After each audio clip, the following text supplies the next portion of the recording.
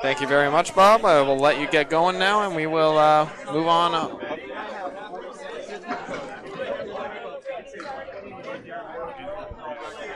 Get these lineups adjusted. So we have Stephen Hubbard, Kevin already bowled.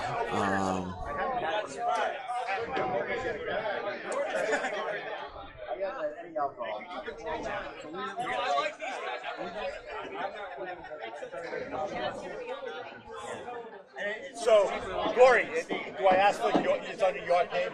Yeah. That's Drover, right, Bob? Yeah, Drover. Thank you very much. Chris Drover. Colbert, is that right? Yeah, Colbert. Is it Colbert or Colbert? Colbert. Thank you very much.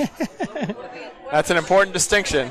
And then Mr. Corey Cooper. On YouTube. Okay, awesome. So that I can watch it.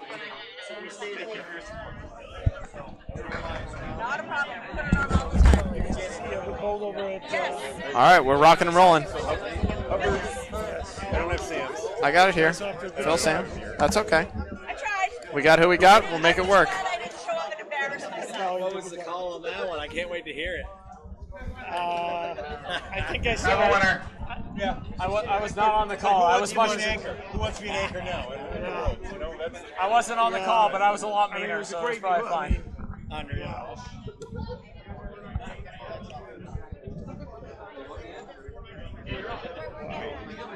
There's a Chris Drover and a Bird. I didn't like what I said to you. What? On the right-hand side, when you guys Don't are worry switching about out it. bowlers, please make sure you're selecting your bowler Fantastic. on your team, not Yeah, we should be good. different bowlers from a different team. That's what's taking so long, is a couple of teams that selected the wrong bowlers. So that's what's keep popping up errors. So please make sure you're selecting the right I'll try to bowler. get Sam's.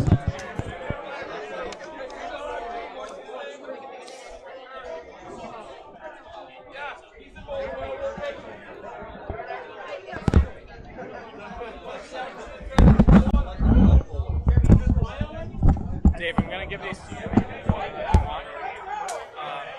because you've been going for a while. I'm gonna take priority here. I'll even color and I'll just run everything, just so you can relax for a little bit. Up next, Team USA, which you see on the left of your screen in black. Both teams are wearing black with red highlights for both Canada. We're going to see Al Keswick, Jeff Bajaya, and Dave for the call. Lane is for Bowlarama. They have their captain Doug Blackler in the wings. Dylan Ezekiel, who made a nice run at the singles yesterday. They also have Bert Drover, Chris, I assume related to Chris Drover. And then for Team USA, Corey Alisi, Josh Riapel the Realtor.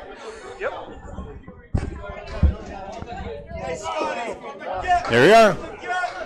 We're underway. Get out of here. Thank you very much, Executive Producer Bob Lee. We are rocking and rolling here on lanes 5 and 6. Match number 3 has started now. Lead the lanes. We have Stephen Hubbard and Al Ketchik. Stephen Hubbard, both of them missing their objects.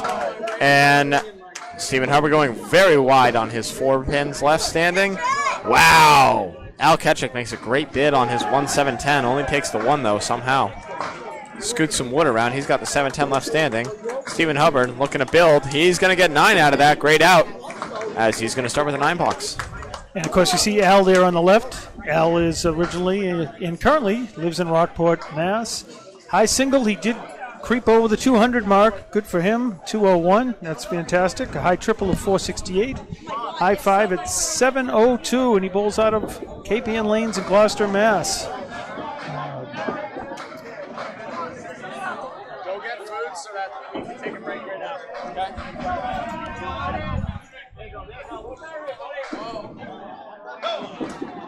All right, both bowlers started with the 9 box. We have a head pin hit finally for Al Ketchik. Stephen Hubbard still looking for his, as he's got a baby Kaleri, the 1, the 3, the 6, and the 8. He's going to wind up, deliver a really good ball, but it just skates right by the 8-pin. Can't throw it much better. And smooth, steady. Al Ketchik goes spare. Way to start with a mark. Speaking of Al, his bowling accomplishments, he has 2 4-baggers in his career. And one of his favorite bowling moments is bowling with his 3-year-old son for the first time. And family and bowling is a big thing here in New England and in Canada. That's adorable, but I think the 4-baggers might mean a little more.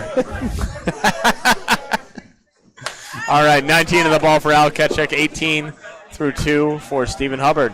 As we move on to the number 2 bowlers, Jeff Bagia for Team USA and Phil Sams for Bowlarama.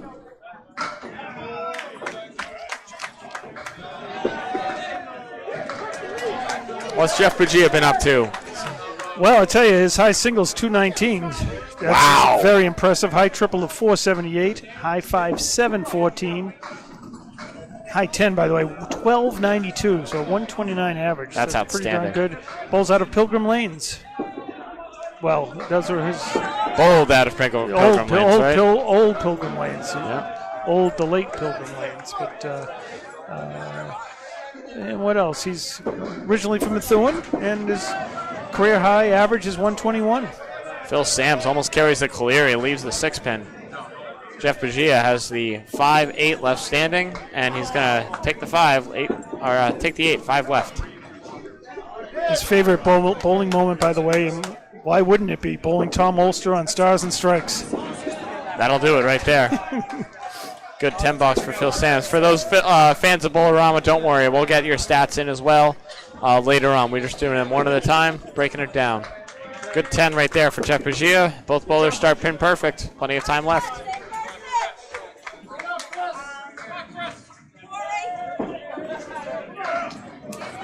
Been quite the day, Dave. What a match you had in that last one. Holy cow.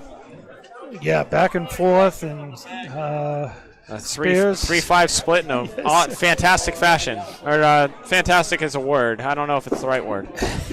Well, that's about the ball that we expect.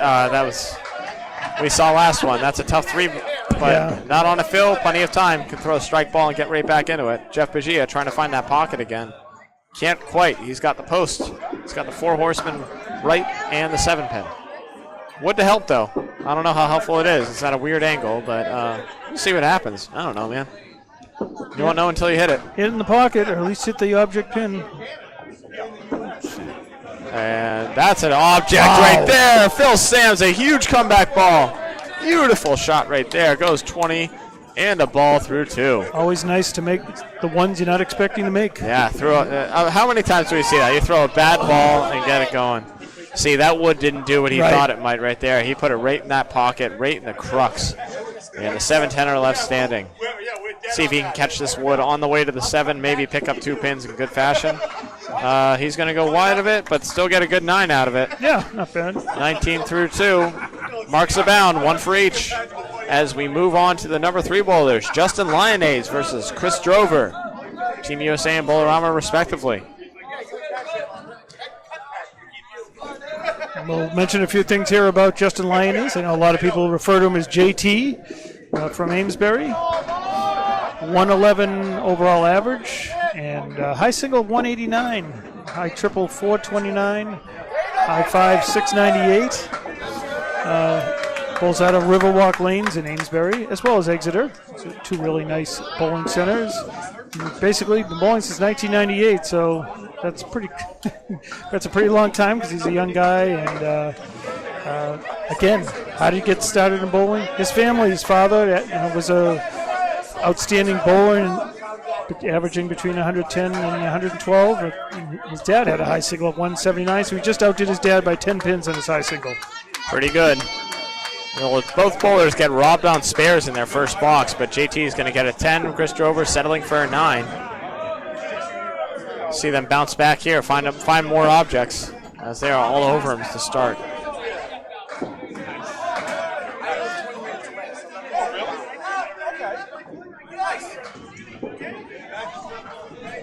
JT in the Friday Night Pro League as well in Massachusetts and New Hampshire. I believe he bowls for Riverwalk, maybe Lafayette. I don't know. And he's my captain on the Millis Once a Month team. Oh, yeah, there you go. See a lot of. Oh, that's why. Balls like that. Hammer time, JT. What a ball right there. 20-2. As Team USA and Bowlarama are trading marks right now. Thank you. No, that's great. Thank you so much, Phil. I believe so. Yep. Thank you very much. JT with a huge hammer right there. Phil Sams helping us out. We're going to get the updates on the Bowlarama bowlers in the next two boxes. As it's going to be a, nope, that was a spare miss and a tent miss. As we get a 17 box. Oh, I'm mixing these up right here. That's my fault. So that's 20, 32, 19, 32. 20 through 217. Apologies for that, folks. I had my wires crossed, and we're good to go. Corey Alishi making sure he's not tall enough to get in the way. He couldn't be if he tried. Love the man. Great guy. Candlepin Corner going to be co-hosting the finals with Candlepin Bowling Network. And we've got Stephen Colbert and Aaron Fontaine up here. Stephen on the right, Aaron on the left. Colbert, not Colbert. Stephen Colbert, a great bowler in his own right. Aaron Fontaine has done some absolutely fantastic things recently. He sure has. There's a tournament out there he hasn't won. I don't know what it is. He's got a... well, a lot of people already know who he is. If you don't know, he's the grandson of the great Tom Olster, who got him interested in bowling. Again, family comes up once again here at Candlepin Bowling. High single 195, triple of 472, high five 737, high 10 of 1466. That's incredible. That's bonkers. And is that when he threw it at spare time in the that 10 stringer maybe? That could have been. Yeah, he threw something crazy there. He won a scratch. He won a handicap 10 stringer coming in as the high average. Wow, and his high 20s at 25.82. Then that was third place this past Easter Classic. Yep, runner up to Jeff Surratt and the winner Austin Barnes. And home lanes is Bogey Lanes, very nice lanes out in East Brookfield, Massachusetts. So his accolades go on for multiple pages of accolades. Yeah, he's one of the best around, and we'll fill it in as we go along. He's got too many to go through in just a couple of boxes. 2 boxes, yes. Yeah. If it was a 20-string tournament, we might have enough. But. Yeah. Oh, just misses the triangle on that one. Both bowlers started with a 9, and they are looking to have out balls right here on their third. Going to be open. Coming up here, Stephen Colbert is waiting for a ball. Steve Colbert, apologies. Looks like he is found one. He might settle in. Or this is one coming up right here. There we go. 9 box for Colbert and a 10 for Aaron Fontaine. Wishes that was his second ball. He will take it nonetheless. 18 through 2 for Steve Colbert and 19 through 2 for Aaron Fontaine. As we come into the anchor bowlers for Team USA, Jeff Walsh will be holding down the fort, and David Cooper will be doing the same for Bowlarama. Jeff bowls in the Friday Night Pro Leagues. Definitely seen him on that. Originally from Somerville, Mass. Currently lives in Sandown, New Hampshire. And again, high single 194. High triple 445, high 5 707. Again, high 10 1293, so 129 average there. High 20 of 2394. Bowls out of Riverwalk. Hammer time, David Cooper, big shot to start. And Academy amongst everywhere else. And bowling accomplishments, there's a lot, but winning the Riverwalk New Year's Day 5 out of 7 tournament, the 5 out of 7 tournament, he won it 2 years in a row. So that was pretty good. Quite an accomplishment, actually. And bowlers he admires, of course, Craig Holbrook, who's here today. Mark Ritchie, here today. Brian Fuller Sr. and Tom Olster. I think everyone admires Tom Olster. If you don't, you're kind of insane. I did as a youngster myself. I mean, watching those matches. I wish I was more involved as a kid. Unlike all these people that grew up with Candlepin Bowling in their family, I came in just kind of finding it on my own. Wow. And, yeah, different speed. And all these guys grew up with a crazy sport. Yeah, bowling, watching Tom Olster and the crowd that came with him was half the fun because they were rooting him on and big cheers.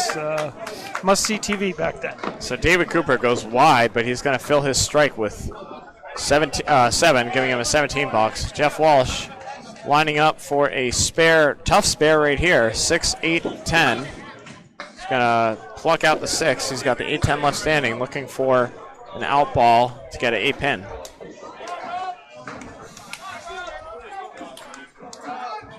And Cooper's looking to run it down. He will do so. Good 10 from David Cooper, 27 through 2. Jeff Walsh grabbing his stick. That's a 19 through 2. We are 2 boxes down, 8 to go for Team USA and Bowlarama. It is a 4-pin lead for Bowlarama. Nice and tight. Team USA has 2 marks, though. They have a spare from Al Ketchik and a hammer from Justin Lyonnaise. Meanwhile, Bowlarama has a spare from Phil Sims. As we're going to go ahead and get you some accolades from Bowlarama in these next 2 boxes from Dave Peterson, the man himself. Yeah, so for many of you who may not be familiar, because this is a Canadian team. Oh my God, fall over 7. Look at it wiggle.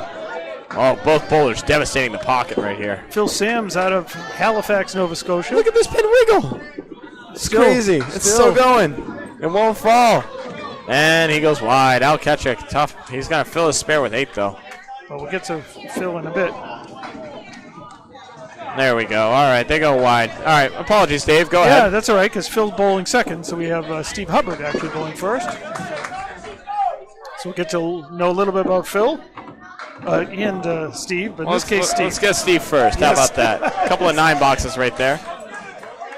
From Yarmouth, Nova Scotia. And let's see, he is 28 years old right now. High single, 182. High triple, 455. High 5, 657.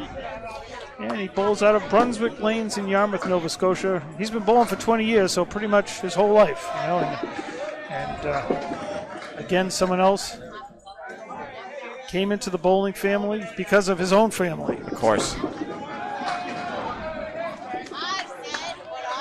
Well, Stephen Hubbard's going to find a Caleri lead for himself. Al Ketchik's going to have a Caleri. Stephen Hubbard's going to obliterate the pocket. He's going to have a tough leave here. The right triangle 2, as they say. Interesting wood to make it go, though. Or to just take everything off the ball. That was crazy. Ball flies through the wickets after annihilating the 2-pin, and it will not go. Thank you very much. We have some updated stats for you folks. 159 was the high single in the first. Aaron Fontaine's 159 during match 1 was the high single, but Tim Hacer over on the other side had a 166. That's the high single for today. And Tim says he threw what felt like a 200 to make that 166. He says the pin it is a little more difficult, and frankly, I heard the same thing from our Easter Classic winner. Austin Barnes, yep.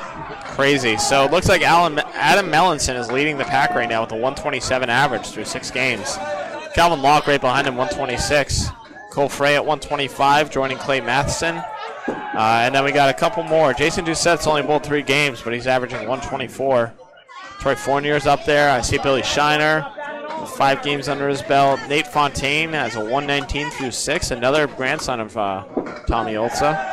Yeah. And then a glut of bowlers in the between 110, 115, and 120.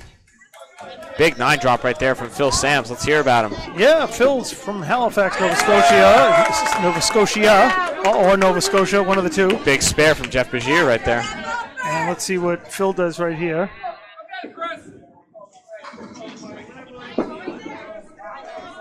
Goes wide. Career high season average is 118. High single 172. High triple 442. High 5 635.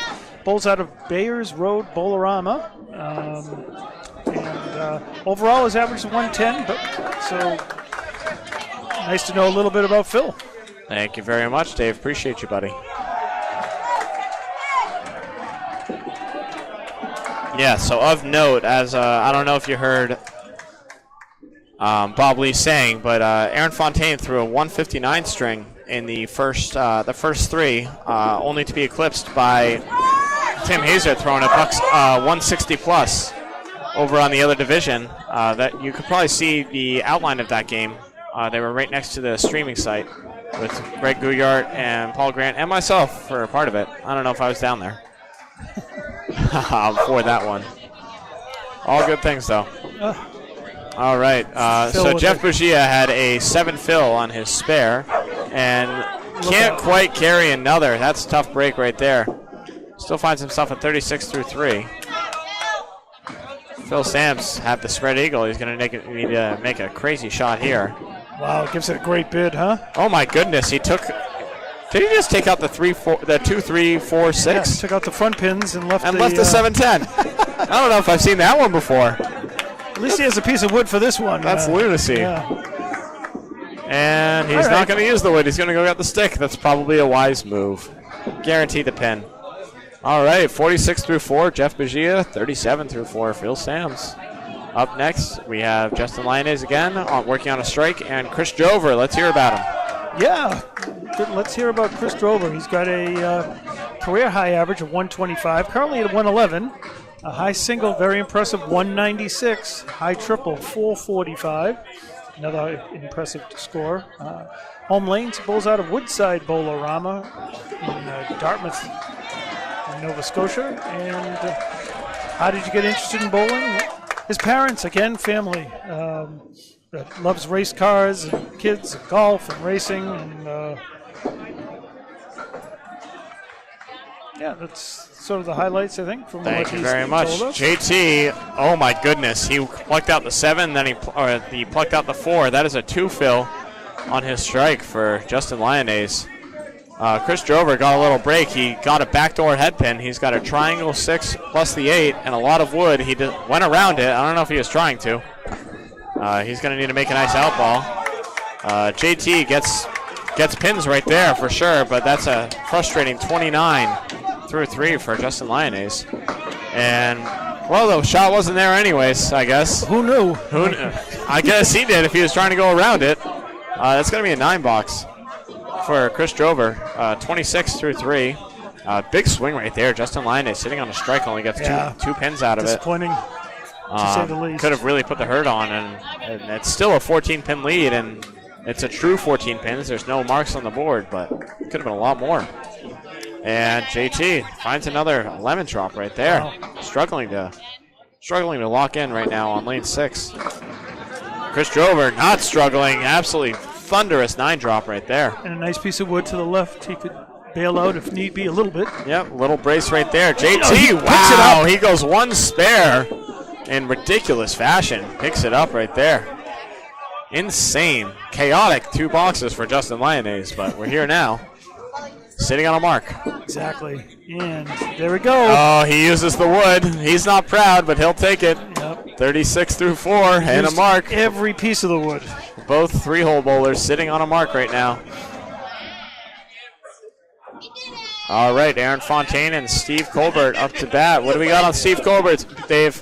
Yes, Steve, another resident of Dartmouth, Nova Scotia. His average 124. High single just missing 200. He's got 198. High triple of 470. High 5 did eclipse the 700 mark with a 705 and bowls out of Woodside Bowlarama. He's been bowling since 1992. Again, got interested by his family, and his biggest bowling accomplishment, he tells us, is the ICC champion of 2013. So that's certainly some accomplishment. That'll do it. That's pretty good. Yes. I suppose. Fontaine, half Worcester. And Steve Colbert finds the pocket a little light, but he's going to keep mixing for it. He's got I don't know, it looks like the baby money shot to me. It's either the baby money or a big triangle. Aaron Fontaine makes a spectacular bid at the half Worcester. He's not going to get it, though. He's going to leave out 2 pins. Steve Colbert is just wide of his 3-pin. He's going to have 2 left standing, the 3 and the 10. Aaron Fontaine looking at the 6-10. He's going to use the wood, grab 10. Aaron Fontaine, 29 through 3. Pair of 10s. And 10 for Colbert. Excellent. We are cruising along right here. This is Candlepin Bowling Network here for match 3, string 1. Match 3 of 3 for the first day. 11 matches total for each of these teams. They're in divisions of 12. They bowl each other once and then a playoff from there. Yes, 3 matches today, tomorrow, Thursday, and 2 on Friday, and then the wild card playoffs. That's correct. Oh, Colbert drops a hammer, and look at this. Look at this. Are you kidding me? The 9-pin's not going to fall? Well, he's got a brace on this 9-10, so if he redlines it, it should go fine. Fontaine's got a mess right here. Which way he's going to go? 2-7, 9-10. He went a little light on it, right where he wanted to be. It just didn't catch anything. Redline, bow. Beautiful shots. Makes a nice spare, and Colbert finds himself with a mark. Fontaine looking to get at least a stick. I think if he throws it at the 7 and catches the bottom of this wood, he'll be in business.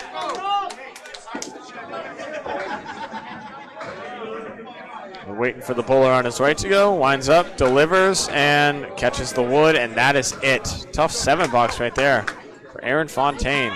36 through 4. And back to the anchors right here. David Cooper and Jeff Walsh. David's out of Lower Sackville, Cape Breton. High single 184, high triple 485, high 5. He broke the 700 barrier with the 702. Bowls out of Bayer Road, Bowlarama. 45 is a ludicrous number. And his favorite bowling moment was the first Worlds that he participated in, which was 9 years ago, 2015. And you know what his hobby is? Bowling. No way. Who'd have thunk it? Who does that? That's crazy.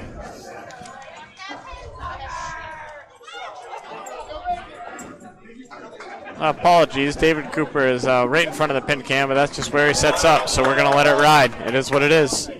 Jeff Walsh grabs his spare. David Cooper, as the pin's trying to focus, they will do so. He's going to be off on the head pin. Take it anyways, but the 3-pin is going to be left standing. Jeff Walsh, 29 and a ball through 3. Cooper gets a 10.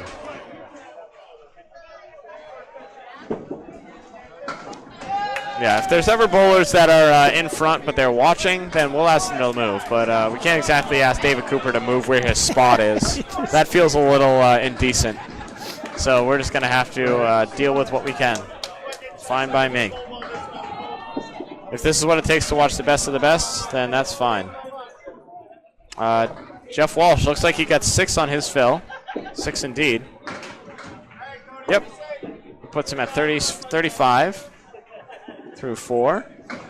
Cooper is going to go half Worcester. I'll double check the scores after this, Dave. It's going to be counting where we are. Jeff Walsh makes an outstanding bid. He takes the 1, the 3, and the 6, but the 7-pin will not go. Pins nestle right up to it. David Cooper is going to have a tough break right here. He's going to need a really fantastic out ball. Telling me, huh? As he's got 6 pins left standing in a tough fashion. Good 10 right there for Jeff Walsh. Finds him at 45 through 4. Oh, boy. Oh, no, he goes through the hole. What a 4 box. For David Cooper puts him at 41 through 4. Scoring update. We have a 210 to 187 Team USA advantage right now. Looks like it's actually 209. I gave him an extra pin somewhere. Is it Jeff Walsh, 44? Yeah. Good catch. Thank you very much, sir. And 187 is... Looks like it should be 197. I dropped 10 pins somewhere. 35, 47, 47 for 47 for Phil Sims. Thank you very much. And we are in business. It is a 12-pin lead for Team USA. 2 marks to 1 for Bowlarama. Hammer for Al Keshik. It responds to a 9-drop in spectacular fashion. Goes Bomb City. And Stephen Hubbard's going to answer with a spare of his own. Marks abound. As these bowlers are now getting accustomed to the lanes, they are about to start throwing fire, it sounds like. Teams are getting amped up now. Kind of the lull of getting back into match form is fading away. And let's see what happens here. Both bowlers on marks now.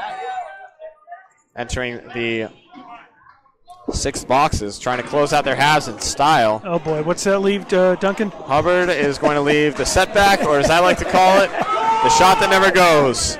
Al Ketchik looking for a double. Can't quite carry, but he's got 9 down, 1 to go. 7 pin left standing. This wood's going to roll on over. Is it going to be good? It sure looks like it's at a good angle. Sure it does. But he can also see the pin. And it's up to him, man. I don't know. If I were him, I go after the pin. I'm not him. He can do whatever he wants. Stephen Hubbard goes through the hole. Yeah. Just doesn't want to hit the cap. No. Nonetheless. He thought he lost it right. He wasn't sure, but he gets it anyways. Nice 20 box. Spare on strike. 64 at the half, 74 in the ball through 6. Al Ketchik coming through in a big way. Stephen Hubbard. Half and stop. So we're some maintenance. So what do we have for a score right now while we're waiting? Looks like it's a 17-pin advantage for Team USA. 2 marks apiece for both teams. However, one of those marks is a looming strike by Al Ketchik. So they're in the driver's seat in that sense. Team USA sitting at an 8-8 record. Respectable so far. Plenty of time left to build on that, of course. It's 2 matches down, 9 to go. Obviously, 2-14 is not ideal for Bowlarama.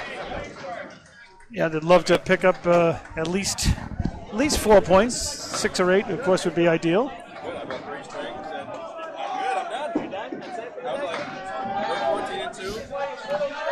As we await maintenance here. It looks like we're getting close.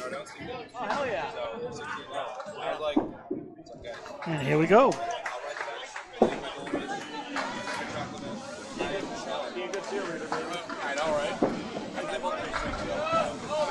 Back to business with Phil Sams. His first ball goes out to the left. Apologies. Charles Collins stopped by. Wanted to say hi. Great guy. He's an okay bowler. Is his day over already? He said he's probably wrapped up. He's got a sweatshirt on. He's sitting pretty. His team's 14-2, so he's okay. Yeah. If it ain't broke, don't fix it. Is where he's at. Phil Sams back on the head pin that time. Jeff Bagia has a mess right here. Spin around. Oh my goodness! He does spin it. Puts a great bid on it as Nardone comes and screws with me.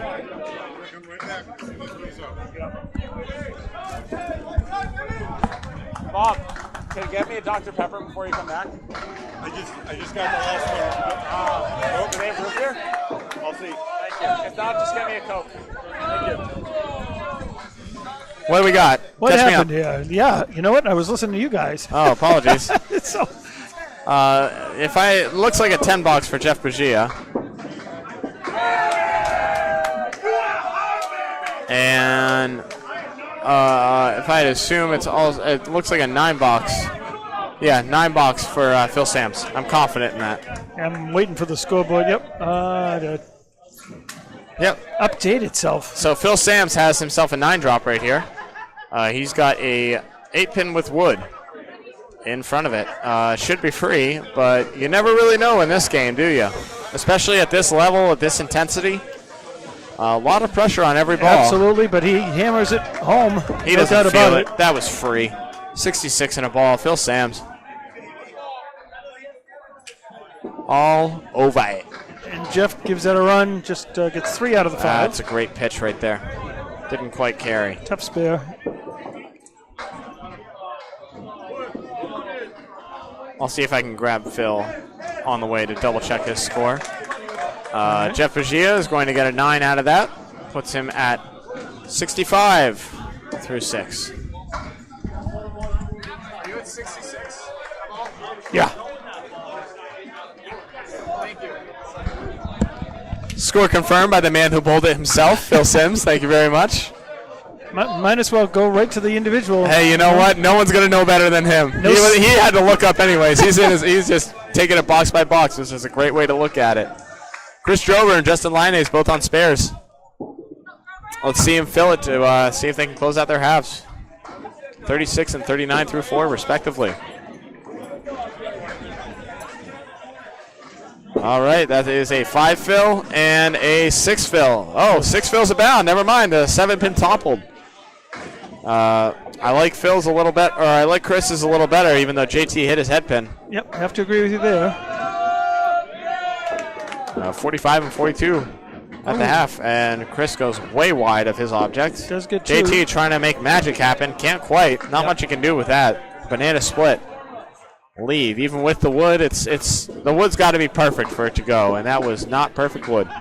Yep, sometimes, you just take your 2 on the right and take the 2 hopefully on the left. Yep. Chris cleans it up for a 10, says, I should throw that ball first. Yes. And JT gets a 9 out of it. Says, I should throw the same ball and hope for a different result. Threw 2 spectacular balls right there, just skirted wide of his object on his 3rd one. All right, Drover back up. Let's see if he can say, okay, anything I can just do it again. He does. On. He goes 8, Brooklyn 9. side. Crossovers leave Kings as the 5 pins left standing. JT misses the head pin, goes half Worcester. Drover has the 5-pin piece of wood right in front. Any part of the left side of that wood should drive it home. Easy peasy, lemon squeezy. These are the ones you like to get. Just don't Right here. freaking miss it. Boom. Wow. All over it, baby. Yep. 52 half, 62 in a ball through 6. JT hits the object, and that is a discouraging leave. That is frustrating right there. He hit it a little heavy, I guess. I don't even know what he hit it. He didn't hit it with enough gumption. Is what that came down to. And gets an extremely unorthodox 8. 8 sounds a lot better than 7. when you It hit certainly that. does, absolutely. Especially when you get a half Worcester. You fight out of it with that. Take that every single day of the week. Bob Lee, are you feeling spry, ready to relieve Dave? Let him get a little juice? There you go, Bob. Bob Lee back in action. Feeling refreshed, got some food in him. Ready to rock and roll. Yeah, if I cough, it's because I inhaled a meatball sub. Oh, you should. Yeah, I should try eating those instead. Yes, generally more helpful. All right. Well, you can see what's going on to catch up. We've already gone through all the bowler accolades. If you want to pick them up again and go through, you can. But we went through them one at a time through boxes 1 through 4. Wow. That's good. And yeah. This is Team USA is a squad that we know real well from around the. Steve Colbert with a 1 fill, by the way. Tough break right there. Not what he wanted. And Aaron Fontaine, what a spectacular bid at that 3-7-10. Couldn't carry. And the pin's going to drift on out into oblivion, hopefully get in the gutter so no one needs to fetch it. And goodbye. So you felt the intensity of maybe a playoff match in the ACSD or a big. I don't know if you went straight into the A's or I was in the A's. Yep. But yeah, the intensity and how having to do that thing, to throw that steady ball with the 7, 8 colleagues, respected pros behind you, and another 7 or 8 against you. Network cameras running. It's intense. And to throw 2 boxes and then wait 50 minutes plus. That's right. To throw your next 2. You have to stay fresh that whole time. You don't get a warm up or nothing. You just 5 times a string. You're going to have to get up there and throw that first ball. It's insane. Bowling in the once-a-month league is a big wake-up call for me in that sense. Fontaine, huge ball right there, but drops 7. Tough break right here. Look at this triple wood in the middle. 3 caps staring him in the face. Got to go for it in the V. It should go. It should go, but you never really know. You could also just try and play the cut clean. Fontaine is good enough to make this cut. You're right, because it could be out front a little too much. That's what he's talking about with Corey Alishu right now. But still, if you aim for the right side, I agree with you, though. I like hitting it on the diagonal. I like the V. You want to hit the one on the right side first. There's things that are going to bounce off the wall at his speed. He's going for it. Yeah, just a little You're high. right. It was exactly what we said, and he threw the ball that he wanted to. He hit the corner. He hit it exactly where he wanted. It turned and just if it wasn't there, right. it wasn't there. That's why I was thinking maybe just try and play the cut clean. We mentioned that Aaron had the high single in match 1 of 159. There have not been any 170s. 166 over on the other side is the high single for the day. Things are not. We're not seeing, like Austin Barnes was saying. I was saying earlier. I didn't forget to mention his name, but he says it just feels really hard being here, and it's maybe some of it's hey, this is where I threw my 200, my Easter Classic domination. A little close with Surratt. I think it's just the intensity is at a different level right now. Getting out there and going 2 at a time is a whole different speed than 5 at a time. You don't get to get comfortable out there. You just got to go out there, do your best for 2 boxes, and then go sit down for a while. Bujia wipes out the left side, but sweeps 3 from the back. That's David Cooper, actually. Was that David Cooper? Oh, sorry. We're on the anchor bowlers now. Nice. I don't know David. Yep. Okay. Jeff Walsh with the chop zone, as Drew Steele likes to call it. One of his great ads. We're missing Drew. Drew was going to come out and help us, but he's got a lot of things to take care of. Life happens, man. Yep. Can't fault him for it. We can only wish him the best. Both bowlers missing 1 single. David Cooper, sadly, is the head pin, and it goes right by. Jeff Walsh made an outstanding bid at that washout and can't quite carry. That's a 9 box for Dave Cooper, putting him at an even 50 at the half. So, Duncan, you sure you got to go to work? I do. I'm sorry. I don't want to. I love being up here, but I'm giving you everything I can for one day, and we'll go from there. Took 1 string off. That's all I get. I'm in it to win it now for the rest of the day. It's been a blast having you guys host me up here, though. Glad I can be here to help out and soak in a little bit of the atmosphere. Dave Cooper, 7 drop. 1, 3, 7. Jeff Walsh, banana split again. Second banana split we've seen. Like a reasonable full 1-2 shot, and I don't know why. Oh, I don't hate this split at all, though. This is actually pretty good. I think if he goes red line on the one in front, it should be able to break up for him. Okay, I see it pushing back because of the coverage, but the one in front should push back, and the one over should kick over. Just like that. Oh, my goodness. He takes out the 4-6. Imagine that. That's lunacy. Yeah, that's too bad. That's crazy pants. David Cooper still didn't find an object all in those 2 boxes, but that's the other thing about the 2 box at a time is you got to sit down now and stew. Yep. Well, you got to sit down and stew, but also it doesn't come back to kill you for the next 3 boxes. You got to reset. All right, from the top now. Al Keswick. Al Keswick sitting on a strike. We have 6 boxes down, 4 to go. 14-pin lead for Team USA, 319 to 305. Scores are not confirmed. It's a 318 for Team USA. I'm going to figure out where I gave them an extra pin. Oh, I see it right there. It's supposed to be a 62 for Jeff Walsh. Easy peasy. Al Keswick drops 7 on his first. He's got a leaning head pin and a wiggling 3-pin.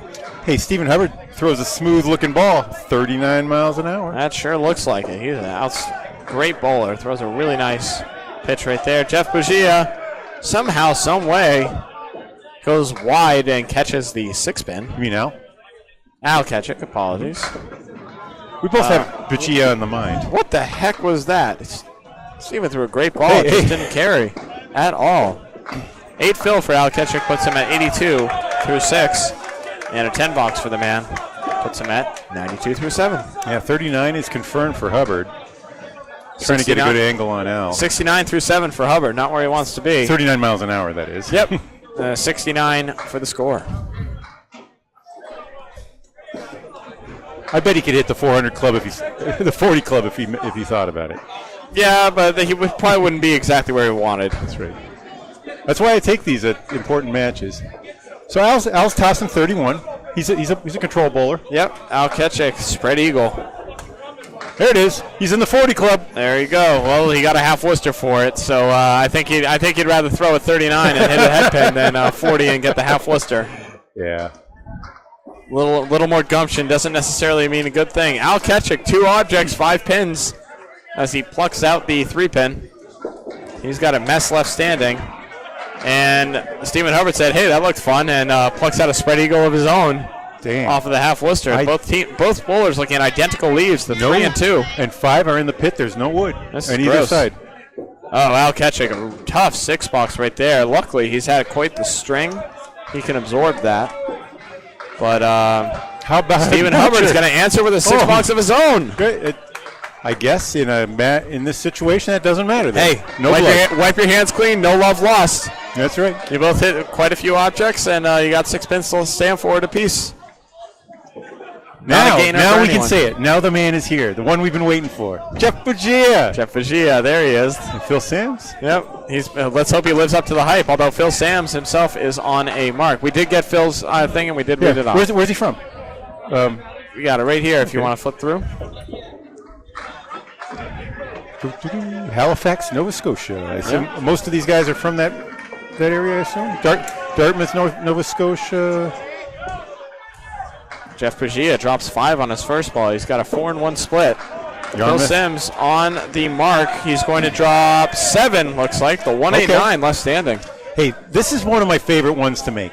I used to dread the 189. Now I kind of, it's just.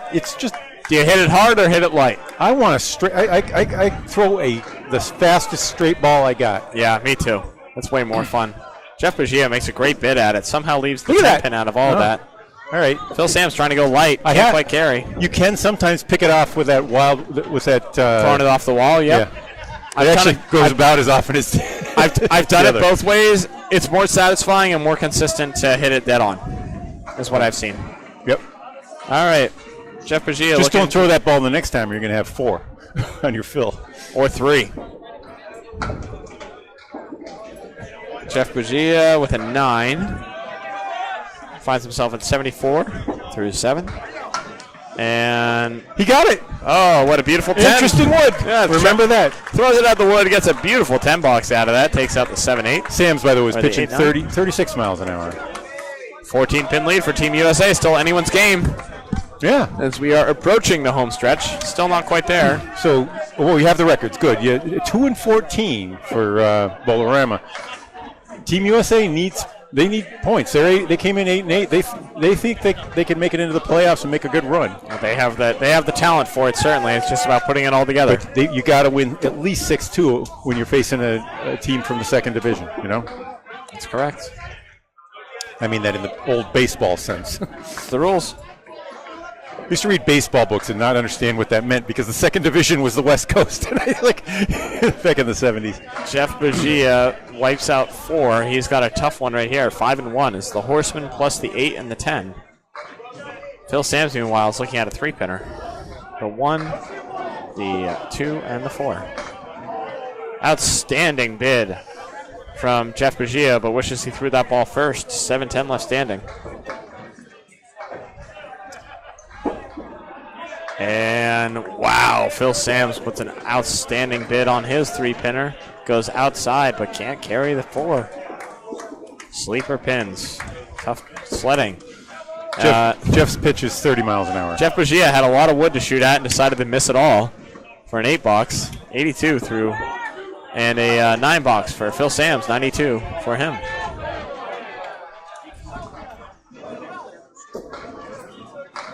Lead is down to 13. 1 mark on the board, and that's Bowlarama's. Filling it right here, Chris Drover. Good 8 drop from Justin Lyonnaise. JT having a chaotic string thus far. Oh, Drover with a 189. Hey, Bob, weren't you just talking about this? Well, that's fun to make for the spare. It's also dreadful. Not on your fill, it ain't. But he did throw it 42 miles an hour. 65 through 6 with that 3 fill. JT goes wide of his 2-pinner. Now, Duncan, I don't usually abide by any of it, but I just like to pose it for you to hear your response. Yep. People, especially in the old man league I bowl in. Apologies, hold on. Monday morning. Chris Drover just went pow on the 3-pin, and he's got a tough out here. They say, when I hit a couple through like that, they say you got to slow it down. You'll get more pins. You'll get more action. I would say not. That's a 7. Drover dropped it down to 40 for that one. That is a 3-object 7 right there. Wow. Hit 3 objects very well at that rate. No, I think that's nonsense. There can't be. There's nothing more splitty about a fastball. I think it's just that you hit it there and it goes faster.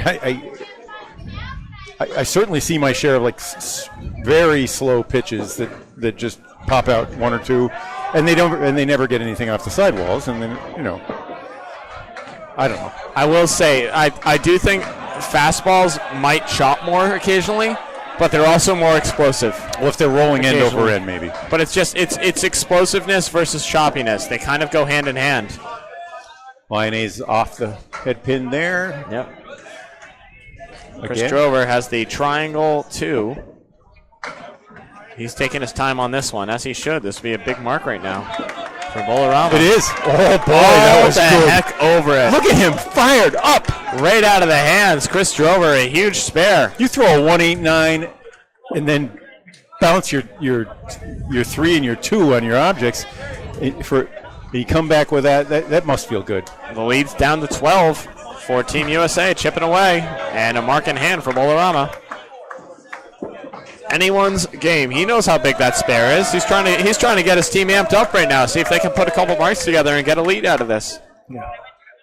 I love the idea. And that just adds tension to the Team USA. Well, let's see what Aaron Fontaine has to say about it. Mm-hmm. Stone cold killer, this guy. Okay, he finds his way down Route 39. Yuck. Stephen Colbert wants that to stay up. It does. He's got a 3 and 2. He's got a little bit of wood to help. It's at a weird angle, though. Aaron Fontaine trying to make an outstanding shot. Puts a good bid on it. Played it on the pin side. Yep. Colbert goes wide of his object. He's probably going to try and get 2 out of this now. Fontaine looking to get a 10. And chops 1 for a 9. 64 through 7. Oh, wow. Oh, wow. Stephen Colbert gets greedy and rewarded with a 10 box. Leads down to 11. Yep. 11 minus a chipping away. The Chris Drover spare could bring it easily down to 4 or 5 pins. 386. I keep giving them pins. Where am I giving them pins? Val Ketchik an extra pin. 387. That's what's happening. I keep giving people extra pins. Okay. Fontaine, thunderous 8-drop right there. Frankly, the machines have been missing a lot of pins, so you might have been correct. I may have been correct, but it's what's up there. That's what's counting. Captains have to watch out for that, and we correct. We can't yell too loud. It's not. We are not the official scorekeepers. Whether or not we are correct or whether or not we're accurate doesn't necessarily mean we're correct. There it is. Aaron Fontaine all over his spare leave, drills it. Big answer, Fontaine. Colbert trying to make a big one right here. Misses the head pin. Why is there controversy around Fontaine's 236? Is it because he was practicing? He was practicing. But it was a money match.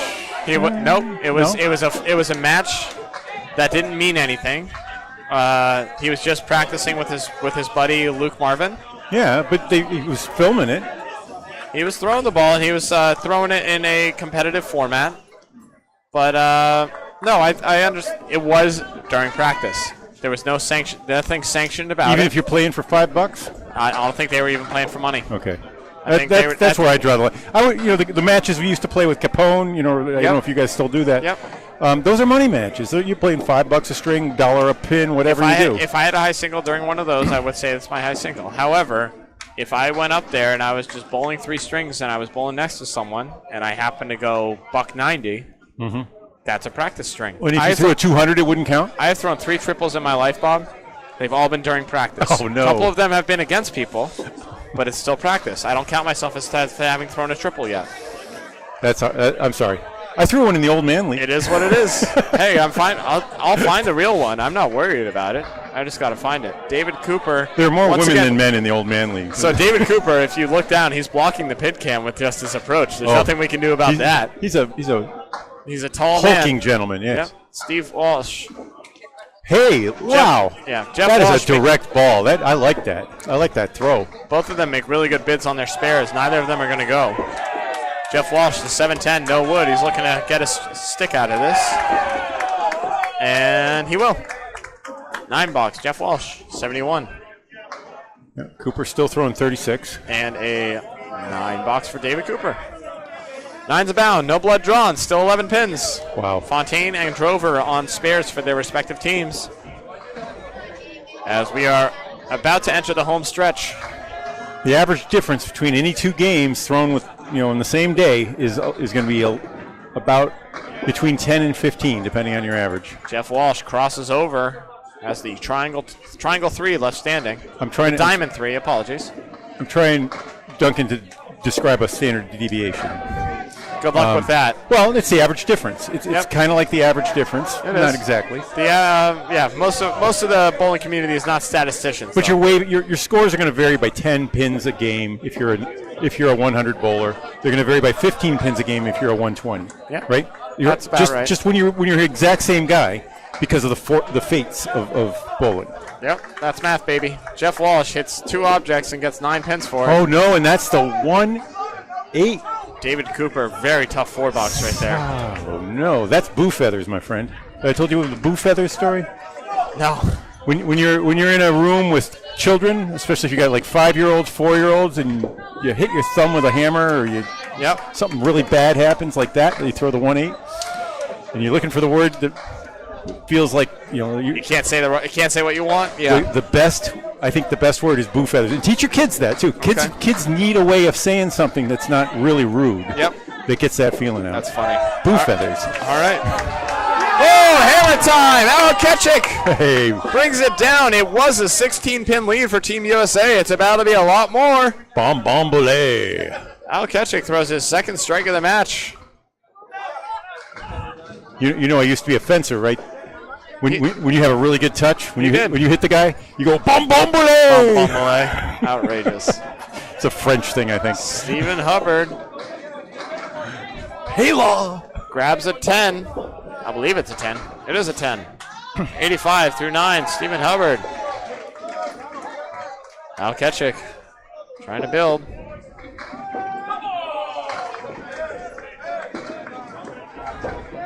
Oh, that's what happened. I didn't fill his.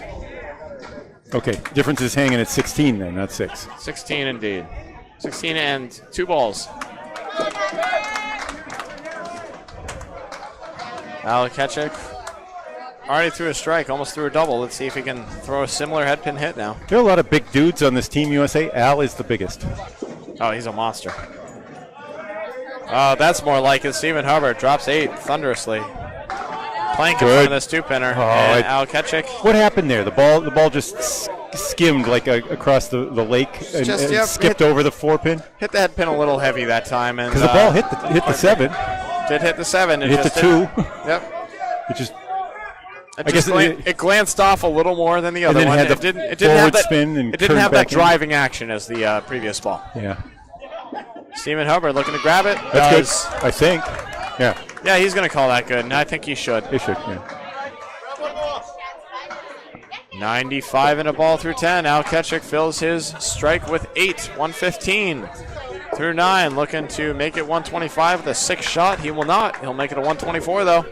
Just to get it on the record, I'm going to say Steve Kelly just threw a 33-mile-an-hour pitch because I've never measured him before, and he's from the Candlepin Bowling Network on the adjacent lane. You can add him to your spreadsheet. 33. 124. Al Ketchik starting in style. Okay, what do we reorient me here? Is 23 minus a ball, maybe? That's a 3 fill, which is not going to do them many favors. Shoot. So we're looking at 20 with a ball in hand for everyone. Okay. You kind of got to pick up 2 or 3 extra marks or one bunch of pins and a couple 20 marks. 20 20 pins to me is 3 marks. Yeah. I think that's a fair assessment. I mean, there aren't going to be a lot of 4s. But it's not 3 and 5s. It's not just 3 marks though. It's 3 more marks than the other team. That's right. So you got to really throw realistically between 5 and 7 to give yourself a chance here. That won't help. Phil Sams is going to throw a good head pin hit and drop 7, but he's going to leave a corner pin alongside his 3-6. Now, how about if you're in Jeff Pagia's situation? Are you thinking 8s, 9s, and 10s, or are you thinking I got to get a mark? He's thinking pins, baby. Well, and he just keep hitting objects. He just hit the pocket and got a 4. It was it was a very glancing ball. You could see it. Phil Sams makes the 6-7 and leaves the 3-pin. We saw Nick Zuffolato do that 3 times in 2 strings over on the other side. Pagia right on his mark again. That was a much better driving ball. It just didn't quite carry the sides. Phil Sams, 101 with a 9 box. Nope. That's going to be a 7. Yep. 89 through 9 for Jeff Pagia. little bit of a rock fight we have here. All right, so that means it's down to 18. Chipping away, bit by bit. No one's performing really outstanding right now. Phil Sams, the second high bowler in the whole string. He's 101 through 9. 7 boxes to go right now. It's good, it's just not great. A mark here can make it pretty good, though. 124 is a solid string, but for it to be the high single across all 10 bowlers is a little lackluster. Leda Lanes is acting very challenging right now, though. I heard that from a few people. I was saying. Yep, a few people that have bowled the Leda a lot, too. So. And the people that are throwing these 159, 166s are saying, I was really good. They felt like it was, they did. Yeah, they had to grind for it, right? Yeah. So they've hard fought. Literally, Hazard said, I felt like threw it to 100 for his 166. Hazard's a very dramatic man, though. he threw a 179 and a 182 in the first week of league out at Canal this year. Very dramatic man. Very, very good bowler. Just fantastic. Former pitcher. Great guy, too. Don't get me wrong. A really talented pitcher. Could throw 92 miles an hour back in the day. Did he really? Yeah. That's not that he's pitching that way now. He just keeps it steady at 37, 38. Yep. But just really contained. Phil Sams, mark here would have gone a long way, but he's going to be open in the 10th. And how about that? Picks it up. That is a big one. It's a haymaker of a mark right there. What's a haymaker? What is it? It's a throw. It's a punch, right? It's haymaker is a big It's a punch that lands. It's like a big swinger. It's a huge roundhouse punch. Yeah. 110 off the 9 box for Phil Sams. You know, I'm stuck on farms these days. I'm thinking, what tool is that? Nope. No tool. The tool That's the grass. The It's a haymaker. the tool is your arm and your fist. That's the tool for a haymaker. How does that work? 110 is very respectable for Phil Sams, but it might not be enough as Jeff Bagia. Oh, sweet ball. Drop a big 9 Phil. Goes a long way to blow up that lead. 30 now. Balloons to 28. Of course, I've been giving them various pins, or either that or the system's been taking them away. Hey, do you have the binoculars? We can. Remains to be seen. No, I can see it. Scores are accurate. We're cruising. Ooh. All right. Drover. Here, Chris. Good rip there. Now that one for me at my 31 mile an hour pitch, that ends up being a 2-1. Yep, Chris Drover with a he got monster extra action off of both walls. Yep, JT Justin Lyonnaise, 3 pins so far. He has a taloned eagle. Tell you, if Chris Drover marks here, he can drag his team back into it. Now Lyonnaise has to be thinking of not going in the hole. Uh-oh. Drover, oh my goodness. Swing and a miss. And that's what Lyonnaise needed. Yep, Lyonnaise just needs to. You get a leave like that. You just got to pin out and hope for a 9 or 10. Yep. Drover wishes he threw that ball first. He overcooked it a little bit. He'll find himself at 101 through 9. Justin Lyonnaise. All right, that's a pickup. 6 box puts us into. We were at 28 a minute ago. Now with all the way 9 down to fill. 15. But 15. Yep. Okay. Aaron Fontaine has a mark though, and he's a good man to have a mark for Team USA. That's for sure. Yeah, and in some ways, if you were a betting man and you needed a 2, you'd bet on the 1-5 from him. That's correct. Although he's throwing a half Worcester in this game. Yep, he's thrown a couple. He almost made both of them. All right, Drover, one more box, right? Sitting at 101. JT at 87. Needs a mark for 100. Yeah, JT's had a weird string. He went strike, 2 fill, 7 box, 1 spare during a trip. What a rip. And Drover is going to drop another 9. He's going to get redemption. This time it's the 8 pin. Oh, no. JT goes 1-8. What the hell? Even worse than the 189. That's ruthless. The 1-8 and the 1 those happen in my sample. I did 2,000 head pin shots off of Channel 5, and there were only 2 of them. No 1-8s way. and 1-9s. Yeah. I've seen a lot of them here. It might just be a Leda thing. Oh no, Chris Drover misses another single pin. And that's a lemon drop. There's three pins missing, 7 standing. JT is having trouble pinning right now. So even though and Drover is going to even miss if he doesn't it again. get the spare, he could pick up 5 or 6 here. No, good ball. There you go, JT. That's a ball. You be proud of Right that. there, kids in 94. It's still a gainer But for no- Bowlarama, but what could have been if Yeah. Chris Drover had made both those 9 drops? And Fontaine with the bonus ball. He comes up coming, yep. empty. It's still a 13-pin lead. Could have been, or it's a 13-pin lead for Team USA. Could have been a deficit with those two. Sure. Those are the margins that we're operating with. Yep. Well, they got to feel like they can take something here. They could even win the match. You know, Yep. this is he's as delighted as he was before. He's that mad right now. Fontaine with huge fill ball. How about it? Tough Wow. break right here, but a big 8 fill to bring the lead back up to the 20s. 82 through 8. Hit the tip and see what happens. Oh, Colbert makes a great bid on that, but he's going to leave the 2-pinner, the 4-7 I left think standing. Fontaine should be trying for the right tip here. No, he should be cutting it. Is it really? The wood's too low. I don't know if it goes though. The wood's too low. Okay. Oh, he was cutting it that way. Okay. Yeah. Yeah. That's fine. Get the stick. Get your 10. I was thinking if he hit the tip, he could have jammed it Q style into the wall. It was too low. Yeah, it stayed No, that there. would have been too Stayed low. there. There's no way. All right, good 10. Great 10, absolutely. And a 9 for Colbert puts him at 87. And 92 for Fontaine and Colbert. We're winding up string 1 of match 3. Yep, 22 pins. Steve Colbert needs a mark here to bring his team back into it, and Aaron Fontaine needs to be open in American terms, meaning not on a mark, for that to work. Stars need to align now for Bowlarama to go and get these 2 points. Crazier things have happened and will happen, and are probably happening somewhere else right now. The way this wacky game is. Duncan MacDougall, that's his voice. I'm Bob Lee, Candlepin Bowling Network. Howdy, folks. You only get me for a day, so if you're sick of me, don't worry. We're almost there. Falling and stand. Oh All my the goodness, wood goes both away. those pins wiggled.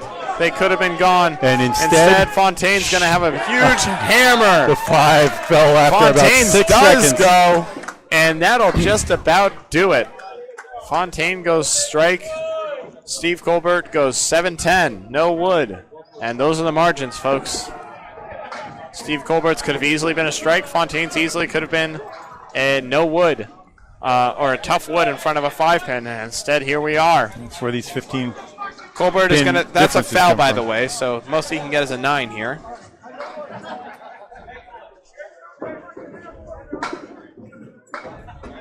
And he will get a 9. 96 finish, disappointing for Colbert.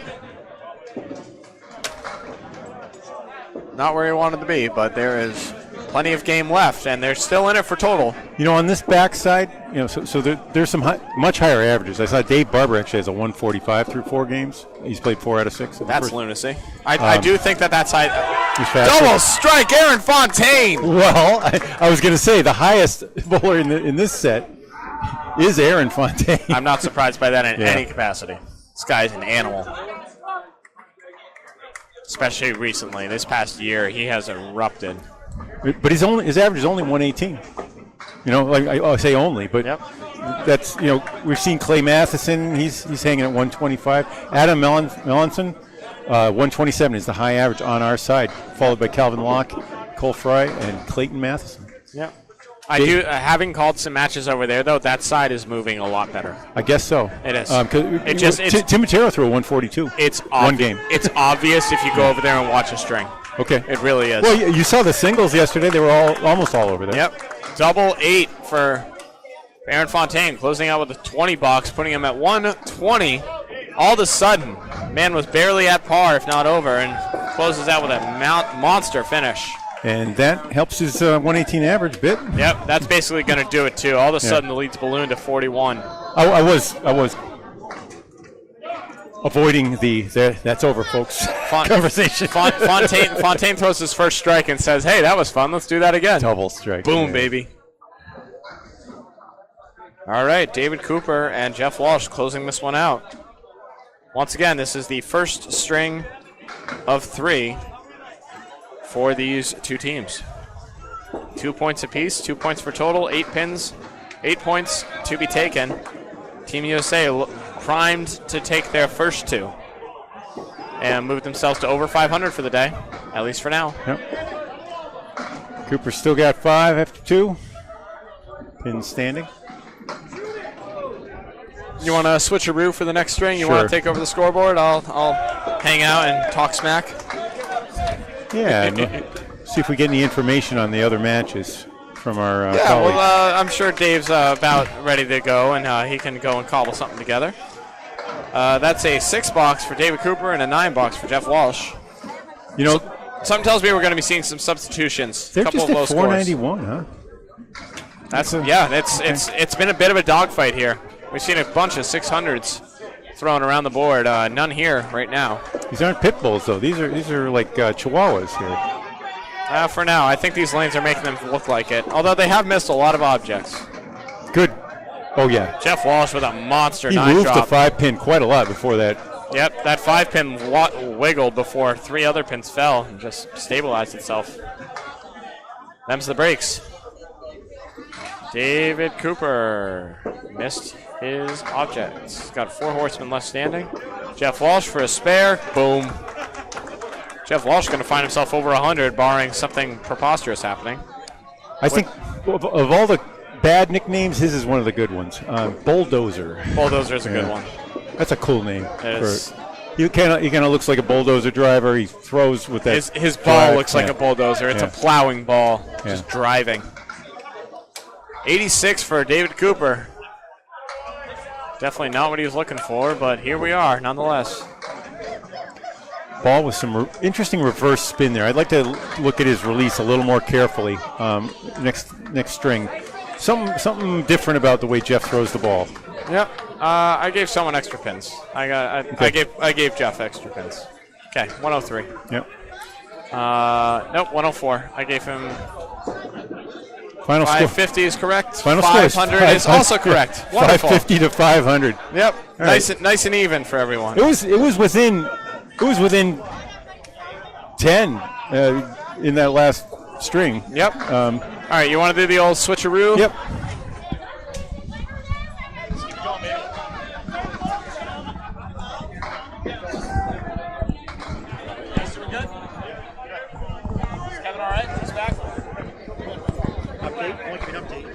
Oh, sure. Go ahead.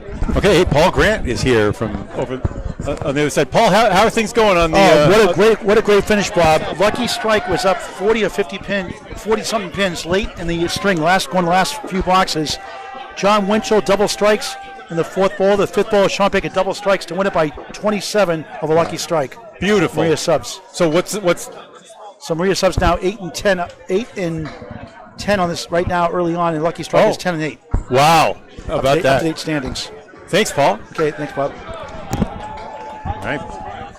So let's see if we got any changes. I see. Subs if there are any. 1 second. Yep. Duncan will go gather them. I see Corey Alisi moving to the scoreboard. You can have them because I took out a fork. I took out new. No, I didn't. I cut them. I cut them out. I know. That's what I was thinking too. No kidding. There's no stopping the action. I'll get him. Okay. I see Corey's moved into the 3 slot for JT. I got an hour or so left. Corey Alisi. I'll just get the scores on the other side.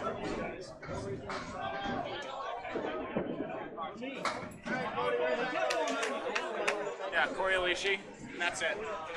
Okay. For JT. I'm just going to make a few.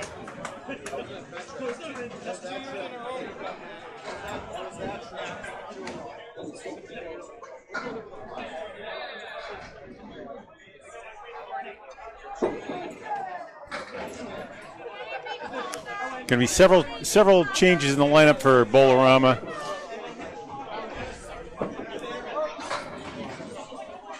I saw Ezekiel, who we saw yesterday in the singles. Dylan Ezekiel was looking like he wanted in. I don't know if if his manager agrees. David Blackler and Stephen Colbert are the captains. On the sub list, they've got Bert Drover, Dylan, and Doug Blackler himself, all available. Looks like they'll be starting with Stephen Hubbard, who's up there. Phil Sams in number 2 slots. Chris Drover in the number 3. I see Steve Colbert, number 4. It's like a new Dylan Ezekiel is the anchor now. Dylan Ezekiel is indeed coming in for David Cooper. So we saw him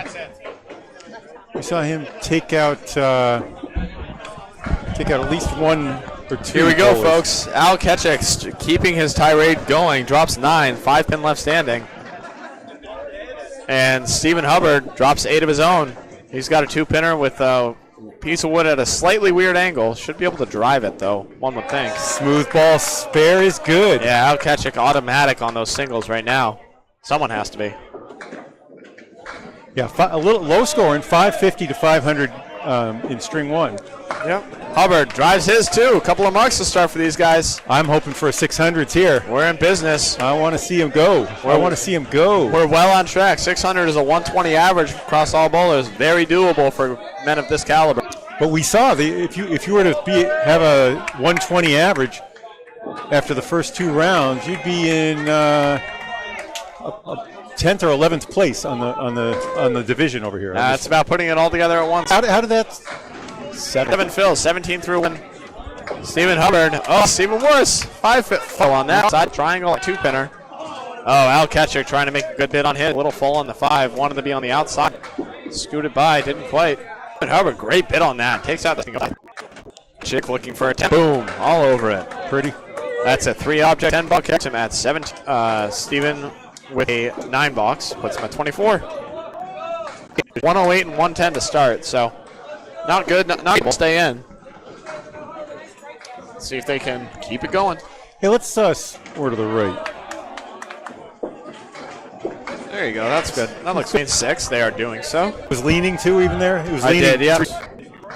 Oh Wow. no! 1, 2, 3. It's a 1, 2, 3, folks. Yep. Just like you drew it up. He was a hair heavy. He didn't feel that heavy. He Gives me thumbs up. He's Yeah, loud. you can do. But Hey, it's not even. if you hit this round. Hit that V. Hit that V. No, I think a little high. Redline it. A little high. Weird stuff. You know, at the 4-6. Normal thing. Jumped and spat. So he just took up 5, 7, 8, 9, 10. That was like throwing a potato pancake in hot oil. That's fryer. crazy pills. Jeff Bagia, he almost made that beautiful shot, but some wood just deflected the piece that came over. He'll settle for a 10. And Phil Sims is that a 9? I can feel it coming in the air tonight. Nope, he's taking that away. It's an 8 box. Oh, is it? It is an 8. Yep. I thought it was a maybe in the channel. It was too close to call, and that means it's out usually. So 8 and 10 to start. Jeff Bagia off the head pin. He's going to have 4 pins left standing. The 1, the 6, the 8, and the 10. Phil Sams up to bat, looking to do a little more on the head pin. Beautiful. Well, that's a little more. That's a little better. It's a little better than the 1, 2, 3, huh? It happens so often when you take pins away from yourself that they come back. They're given back to you. That's an outstanding comeback ball right there. Well-earned strike. Well-earned and well-deserved. Jeff Bagia goes wide of everything. He's going to need to make a nice out. Something tells me he's just going for the 2-pinner here. The wood might be able to carry the back one as well and get him 3. Maybe. Okay. Or he's going to hit the wood instead of anything and grab one. Tough 7 bucks right there. 17 through 2, Jeff Bagia. We've seen a tie here. Yep. Each of these pins. Phil Sams, 18 and 2 balls. Could represent ICC points. They're like ACST points, but 10 times more valuable. Could be the difference between the playoffs and missing. That's right. That's why it's funny. It's funny. It's a silly game we play. Nice ball and a 5 and dime. I don't hate it though. That's actually really good wood on the 5 dime. This is an ocean ball. This is Corey Alisi, by the way, making his debut on the TV lanes. And beautiful ball. Drives it home, uses all the wood, and cleans the plate. And Corey Lisi starting with a spare. Oh, man. Chris Drover tried to answer, put a great bid on it, took out the diamond 1 and left it 7-pin. Plays the wood. Why would you do that? Wood's gone. It was kind of blocking. Yeah, I don't know. He had it. I could see it from here. He had an alley. He kind of threw that a little fast. I think he just missed it. Not the speed, but he didn't set up for it. Boom, 9 drop. Huge 9 drop with a 9 fill as well. Single pin staring him in the face. He's got a brace on it too. By the way, Corey runs the Candlepin Corner network. Yep. We're sort of rivals, but we share a lot of resources too, and we will be sharing the finals this year. Yep, Corey picks up another spare. Big start for Corey as he's 29 in the ball. Through 2. Fantastic start. Chris Drover going to go wide of his object. Head pin left standing for his 3rd ball. Corey's bringing his team to life. He's had a really excellent breakout year so far. His Friday Night Pro League scores I've seen, he's been great. What else? Man. Is that what you're talking about? Yeah, he's been going insane. A lot of 400s and high 3s. Yeah. Consecutively. I don't know if this is his first Worlds, but let's see his sheet. We can see how old is he, for instance? What's his highest single? Oh, you know what? I don't think we ever pulled that one out. Yeah, let's get, because he's a sub, so we got to find him in the. Yep, let me grab that for you, Bob. Even though he's not bowling at the moment. Here's Aaron, back on the head pin. The extra juice takes out the 5-pin there. Get over. Nope, won't quite. Okay, look, Corey Alisi. There we go. All right. His overall average right now is 113. Career high season, 113. He's never bowled better. Aaron Fontaine gets a spare. High single, 175. High triple, 419. High 5, 655. Bowling out of academy. He's been bowling for 20-plus years. Got in through his family. And his bowling accomplishments, he rebooted Skins, the TV show. That's with right. Candlepin Goaler, along with Micah. Anthony Lenardi and Micah Imperato doing a great job up there. His favorite bowling moment is bowling with his son for the first time, which is adorable. That's what we got. Yeah, I'm sure most of his accomplishments have come in this year. Just really throwing an outstanding ball. It's all coming together for the man. All right, Fontaine just filled with 4.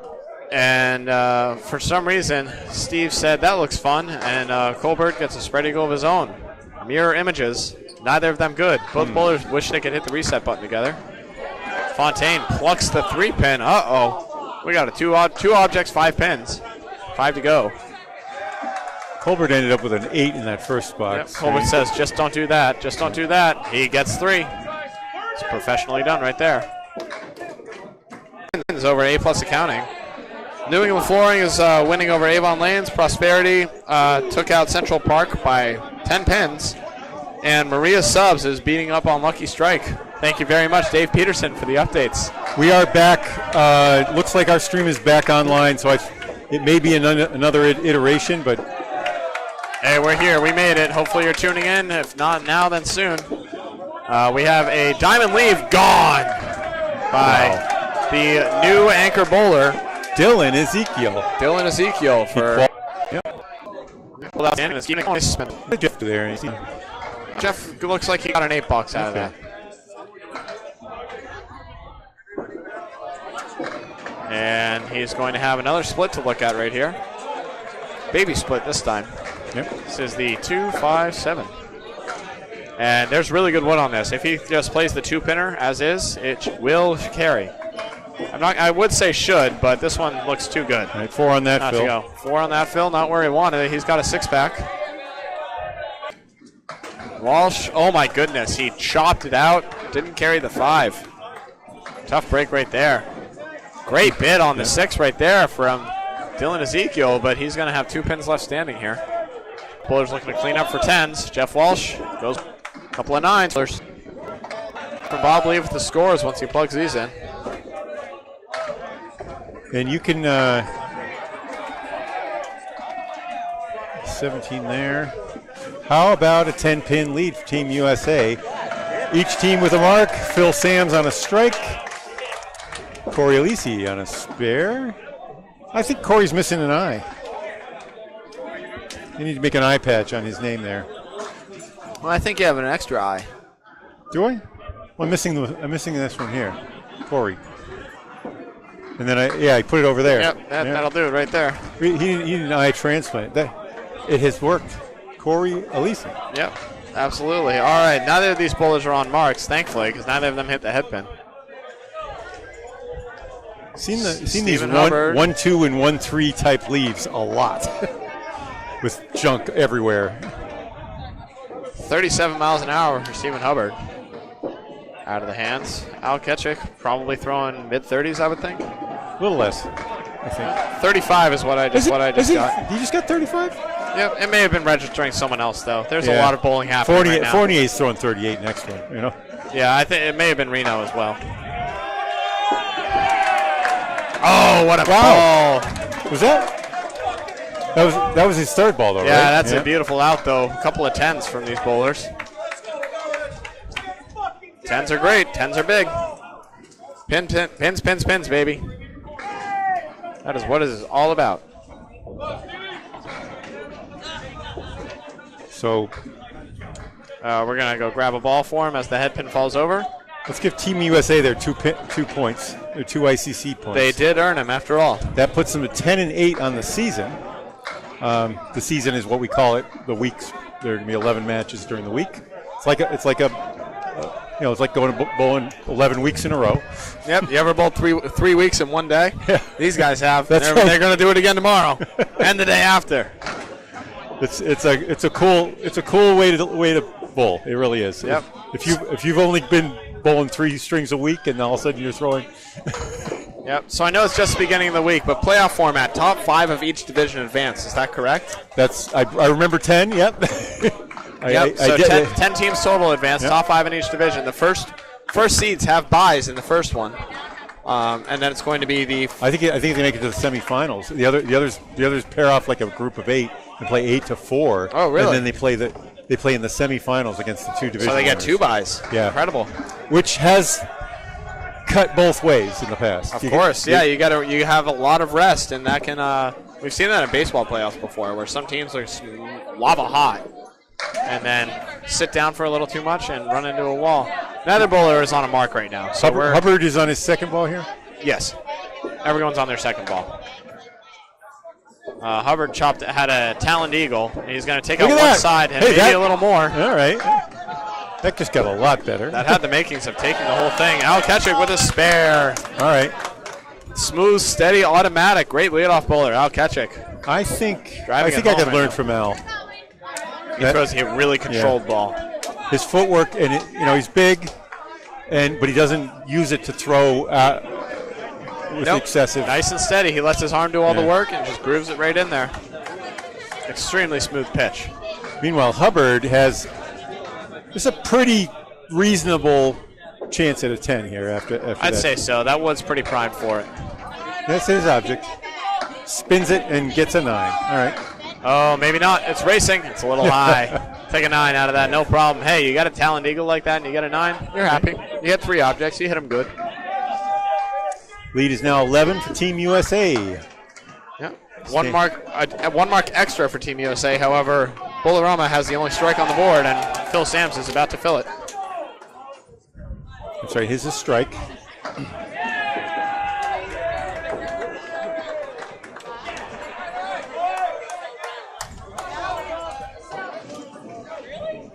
You can see their cumulative scores in the second set of data.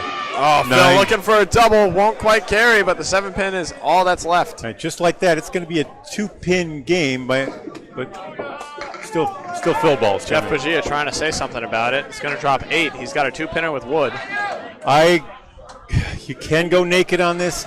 If you miss left. That's one of the ways to deal with it. Go for the pin. Or go for the pin. I'd move over to the left end and just go for it. Go for the pin. He's going for the pin. He gets the pin. Spare on strike. Phil Sams, no fear on that pitch. Big 20 bucks in the second. And all of a sudden, Bowlarama storming back. Jeff Pagia answers. Big spare to Big time, baby. This is what it's all about. He's at 27. Big bowlers putting up big marks. First ball in the third coming up next. 1 pin lead, is that correct? All of a sudden. Still plenty of bowling left, though. Is our total match there is 140, 139? That is correct. All right. A couple of fills will change the landscape. Oh, Phil Sam's tough 3-fill right there. He 49. carves out the 3-pinner of the 247. Jeff Bajia in the pocket. Brooklyn side drops 9. Almost dropped 10, but the 7-pin. Resolute. 36.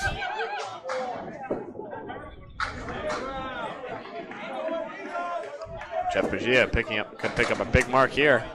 Go 2 in a row. Phil Sam's trying to make an outstanding ball. What a pitch. Going, and oh my taps goodness. it together. The two pieces hit at the same time. Yeah, they stabilized it. That is an outstanding bid, though. To get right back on it.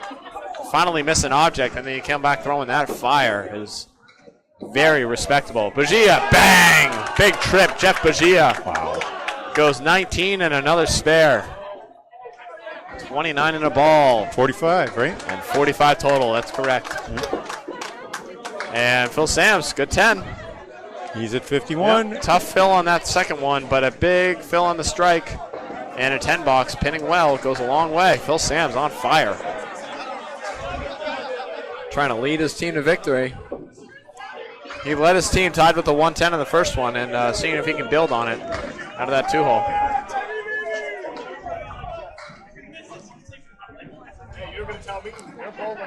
Drover time and Corey time. Drover is going to drop 7, maybe 8. Corey Alisi on his, wow, big ball on his Who's this guy? Drops another 8 on it. Wow. He's got a 19 box and an 18 box thus far, 37. He's got a 2-pinner with really dastardly wood in front of it. It's not covering anything. He's going to need to go high and tight on it. And Drover misses the triangle, and it goes anyways. You don't think he read it that way? There was too much wood for that not to go, apparently. Okay. Corey tries to go as high as he can and goes just a hair too much. That wood is going to come out, and he's going to play it anyways. It's a little tough, but it's going to be a 9 box nonetheless. 46 that was through 4. No, through 3. 46 through 3. 46 through 3 is correct. He's on 3 marks. That was his first open one. Yep. I see 176. Let me see where the extra pin is coming from. I think Jeff Bajia is at 46 in a ball. Okay.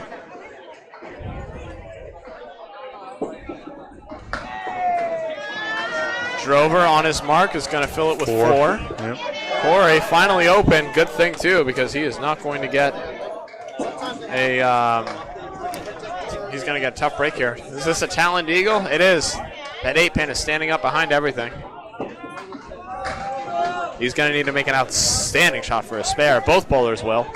Drover's going to go wide. Is he going to get it anyways? No way. Oh, my goodness. No way. Everything but the head pin. As he goes and misses the whole rack, and the wood just sweeps into it and blows it up. Crazy. What a wacky game this is, huh? Hey, look at this shot. Oh, my goodness. Corey puts as good of a ball as you All right. can on the spread eagle and drops 8. He's got a 2-pinner with wood left. You start choosing what part of the pin to hit. That's when you're bowling well. Dylan Ezekiel, this is a stupid game, right? Yeah, there we go. There's the nod. 10-42. And a 10. That was a 10 for Corey. That's a great 10. This Easy is 10, spread eagle, whatever. Pandemonium right now on lanes 5 and 6. Both teams showing out in the second game thus far. This is what it's all about right here. I'm getting some rich browns in the color. You think my color's too much? It's a little saturated. A little saturated. Let's see if I can change that. All right, Steve Colbert up to bat. Third head pin, third split. Fontaine, monster ball right here. He's going to drop 9. 7-pin left standing. How many times have we said that? 7-pin's the only one up. Less contrast than that. How about that? Colbert trying to make a pretty one. Oh my goodness, he made the 5-10 and didn't take the 8 or didn't take the 9. That's crazy pills. For spare? Boom, baby. Aaron Fontaine all over it. He of the double strike 6 to throw a 120. 28 box, yep. Outstanding stuff. He's now at 36, right? Through the third? Aaron Fontaine? Yeah. I see 30. Yeah, he's at 30. Okay. And 2 balls. Remember, because he had the spare 4, 6. Yeah, it's a spare 4 and then a 6 box and then the spare. 30 and a ball. That's right. That's right. Will Samson, meanwhile, looks like he got a 10 out of that, so he should be at 27. Puts him at 186. That's correct. Scores are confirmed accurate. 10-pin lead for Team USA. 3 marks in hand. Oh, Bam. Goodbye. Steve Colbert knew that out of the hands. The way that his 7. body English right there said, boom, baby. 7 was last to fall. I could barely tell. They went down quickly. Fontaine off his object, but he's got 6 down on his fill. That puts him at 36 through 3.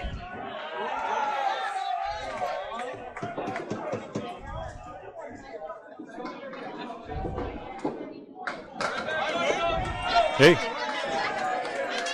All right, Fontaine looking for a big spare here. A little heavy right there. Takes out the 1-9. Forgets to get the left side.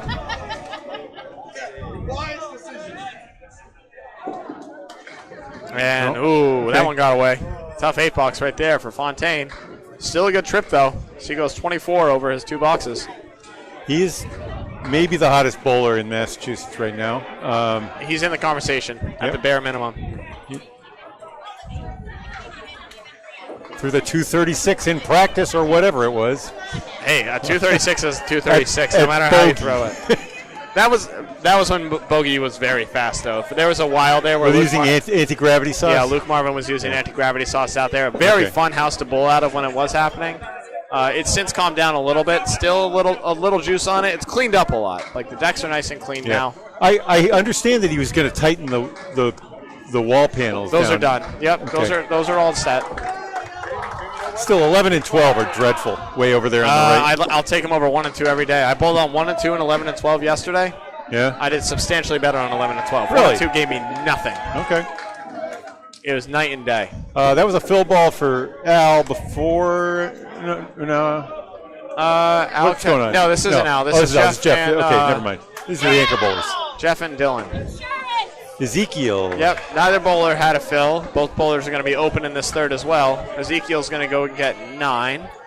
Walsh is going to get an interesting way to get 8, but here we are with 8.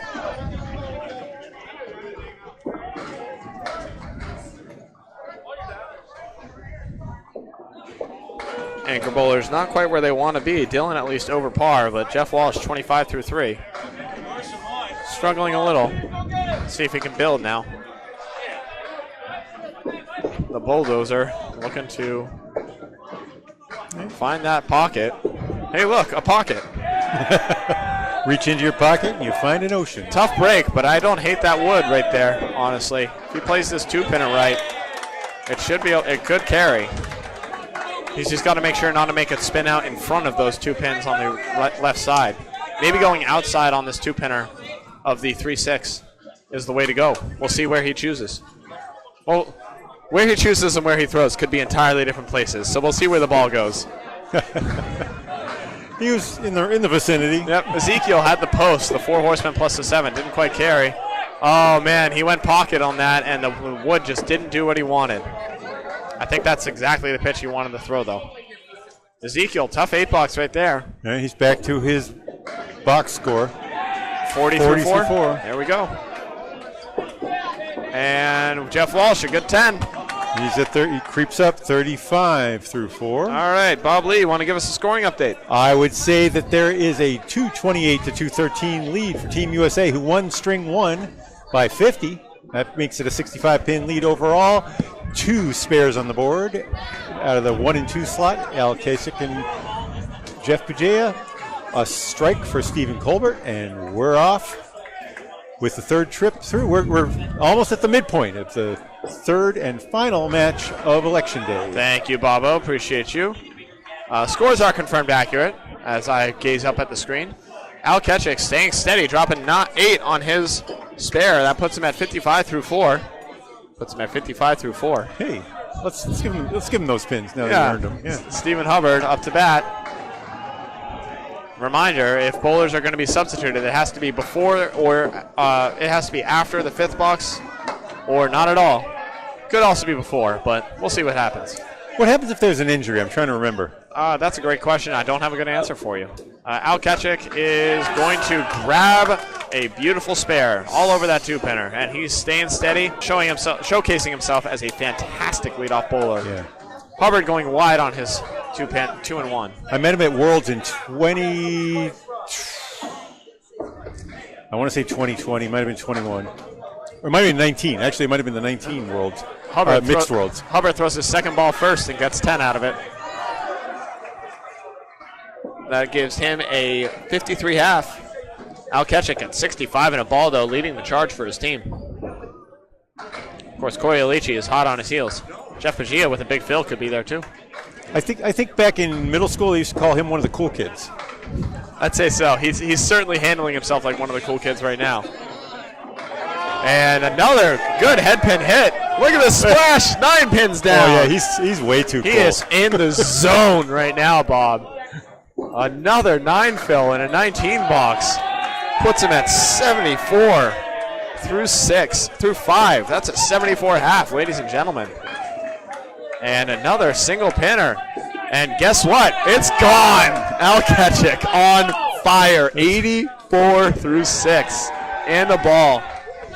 Hubbard reeling right now. Can't match the hot stuff that Ketchik is dishing out right now. He goes wide on his second ball. Looking for an out right now on his third. And he's going to get a single. Tough 7 box right there. Right, he said his number, 60. 60 through 6. Al Ketchik just putting the team on his back right now, setting an outstanding tone for Team USA, saying, hey, you guys can come with me, but I don't even need you. I can do it all myself right now. I don't even care. He's a man on a mission, staying calm, cool, collected. You see it. A lot of bowlers in this format, they'll start to get a little amped up, maybe grip it a little tighter, throw it a little harder. This guy is just throwing the same 30-something mile an hour ball, same pitch every time. Calm, cool, collected, locked in. He's been to the party. He doesn't have to. He's not awkward about saying hi. No, he is the man with the plan. Jeff Pagia, meanwhile, fills his with 6. All right. Puts him at 54. Is that correct? I have 52, but double check up there. 52 looks correct. 52 is correct. Okay. For Jeff Pagia. Yep. He's going to be open in this last one. Phil Sams with a big 9 drop. He's doing a lot of work for his own team. He gets another spare. And Phil Sims continues his tirade on the head pin and on his object. 61 and a ball at the half. He could find himself in the 70s with a big fill here at the half. 8 box for Jeff Pagia. He's hanging at 60 also, but at the half. Yep. Not all 60s are built the same, though, as 61 in the ball is a little better than 60 even. Let's see if Phil can make it count now. He is certainly in the zone as well. Pagia throwing first on your right. Yep. And that's a rocket of a head pin right there. Slaps over left to right everything, but the 7 pin. It would win away, though. It did indeed. He's going to have to make it clean. Phil Sims. Just 4. Just missed. He's got a 6-pack left standing. 4 Phil puts him at 65 at the half.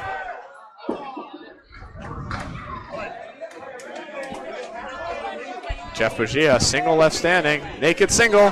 Gets it. Beautiful. Jeff Pagia, nice trip right there. He's at 70. Phil Sims.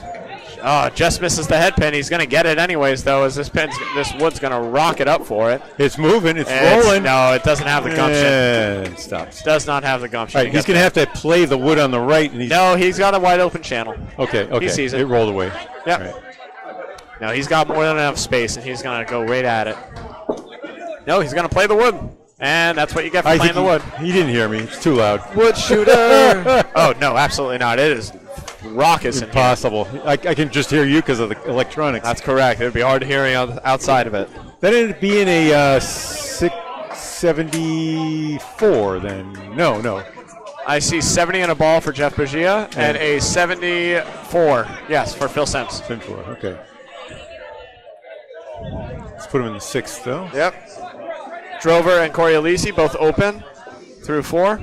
Lead is 36 now. This you want to pull it back. Yep. Pull it back if you're Bowlarama. Yep, that's the United States Open, by the way. Both bowlers not on a mark. Okay. Chris Drover, tough break here. We're getting choppy frying action on the stream. We're trying our best. Okay. I'm going to keep going like it ain't even there.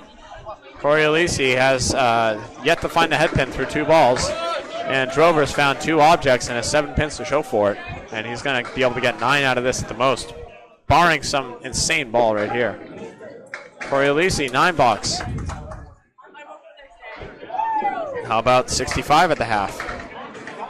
A lot of 60s. These guys are finding their tempo now. Drover with an 8 box. He's at 50. 50 at the half. Still looking to find his. He will not be subbed out, though. He's going to stick around and see what happens.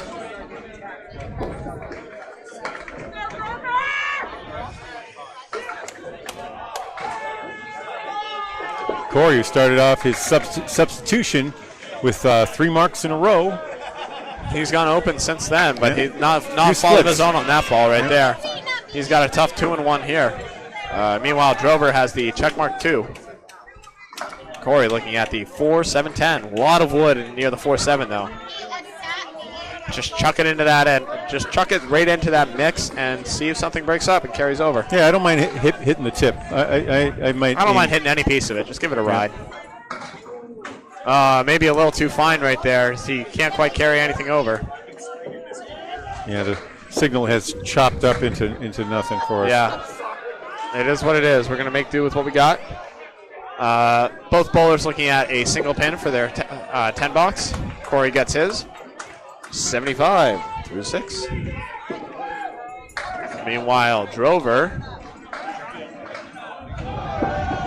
That wood's in trouble. It's a blocker. Yeah, you gotta go high and pray.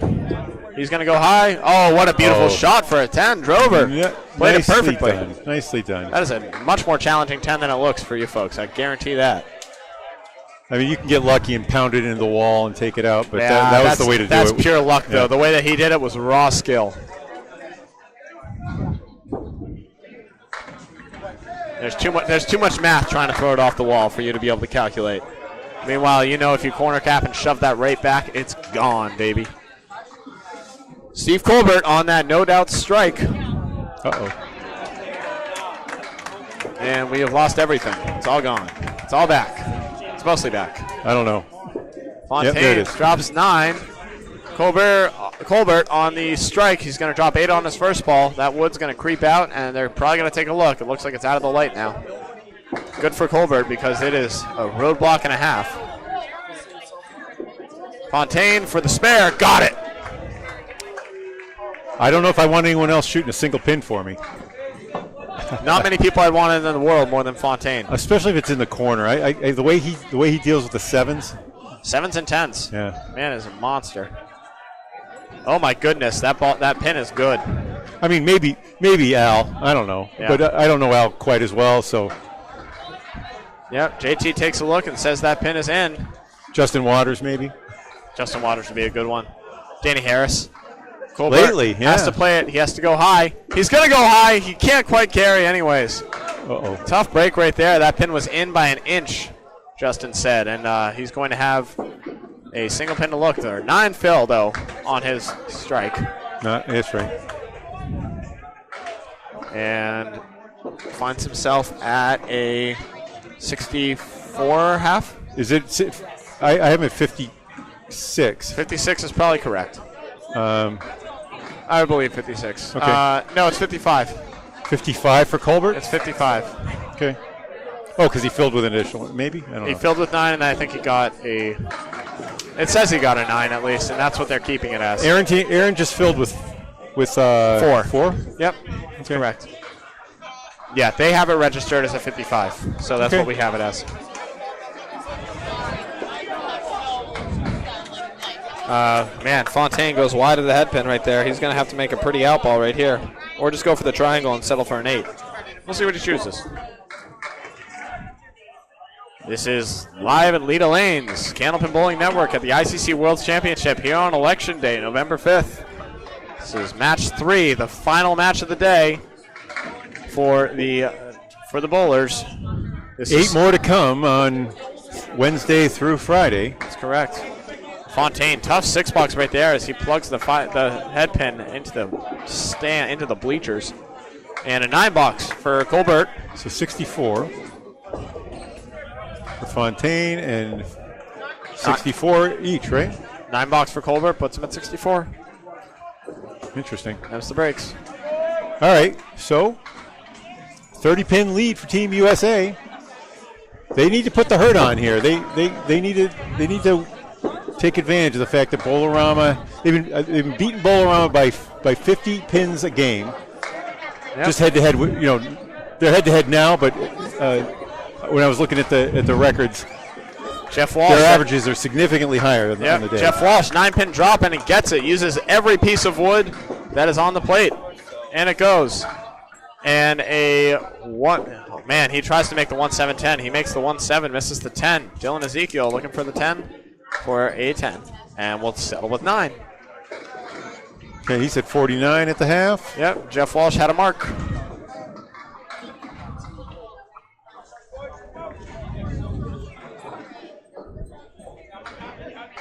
.45 in a ball looks correct and is correct. Total score is at 338 to 307. 31-pin lead. Score's confirmed. And our feed is just a little choppy. We're doing our best. Jeff Walsh, another thunderous 9-pin drop. Big 19-box. All right. See if he can go get another. Dylan Ezekiel off on the 3-pin, or the 2-pin, apologies. He's got the Horseman +2. Jeff Walsh, the lone 7. Goes wide, can't carry. Didn't have the wood to help that time. Dylan Ezekiel makes an outstanding bid, takes the Horseman and the 4-pin. But the 7-pin won't go. That pin is no good. All right. So as Jeff Walsh is going to have a 9-box, Dylan with the 10. 63 for Walsh in the 6th, and 59. All right, score update from Bob Lee. Ezekiel now 3 times through the order. And the score is 356 to 317. That's the midway point now. On the home, not exactly the home stretch, but round in the second bend. Yep. 2 marks on the board, one of them right here with Al Ketchik for Team USA. Bowlarama. If they get it up to 50, I'm gonna put their win probability above 80%. I think that's fair. Well, Al Ketchik is gonna be off the head pin, but throw a working ball to fill it with 7. 91 through 6. How about that? Wow. Oh my goodness! Stephen Hubbard makes a great bid on the check mark, and it won't go.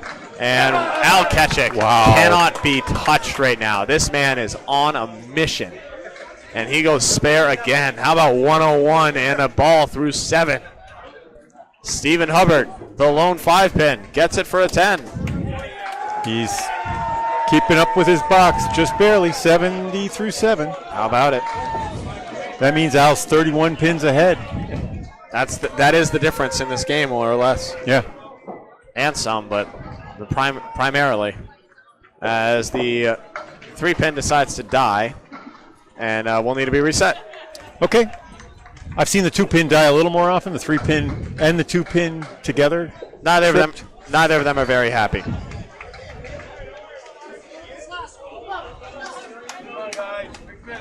All right. That first game ended up being 50 pins, and I think that was the biggest lead of the match, of the game. It was because of Aaron Fontaine's 28 box at the end. Right. Really blew that open. Yeah. It really didn't feel like a 50-pin. It was not until it was. Yeah, it was a 20-pin lead, and then all of a sudden it was a 40-pin lead. Okay, Al's got his work cut out for him. Hit a pretty one, but it didn't do a thing. That's a great pitch, but it's a 6 fill nonetheless. 107 through 7. And he does have some wood on the deck, though, and the way he's throwing the ball, there's not many people I want on the face of the earth to try and throw a bit at this. right, why not? than Al right now. He I may as- bounce it off the eyeball, punch it in the nose. I don't know where he's going to go. He's going to make a good bid at it, though. It was an idea. That's a good bid. Huh? That's a really good bid. Al's finally human. He's going to be open after going 4 in a row. I don't think you easily see this one as a 2-pin. I think you go play the pin and try to squish it over. Get the 5-pin. Yeah. Just try and hit the 5-pin square, and if you hit it with a little bit of an angle, you might be able to shove something over. Dave's got an update for us. Dave, you want to fill us in? Hubbard with a 9. You need to make a run. Want me to sub in for a few minutes? For now. Yeah, I'll probably get going. Sounds good. Yeah. As long as you guys are good for now. We are. Yeah, we're Peterson until the end. Hey, Dave Peterson. Oh, I'll be back. I think I'll be back. You think you'll be back Friday? Come back Thursday. There you go. It's fun. Are you going to be there tomorrow for skins? No, I'm going to take the night off. I'll be down there with my daughter's bowling, but I'll drive home. I'm going to take a night off. I'll see you next week, man. All right? All right, Thanks so great much for your job. help today. You too. Al ended up at 116. Ended up. He's at 116 through 8. He's still got 2 boxes to go. Oh, yeah. What a monster. Oh, yeah. Dave Peterson going to go to Hyde Park. Yes. Steve's Ice Cream, right? The old Norwood League that's moved to Hyde Park.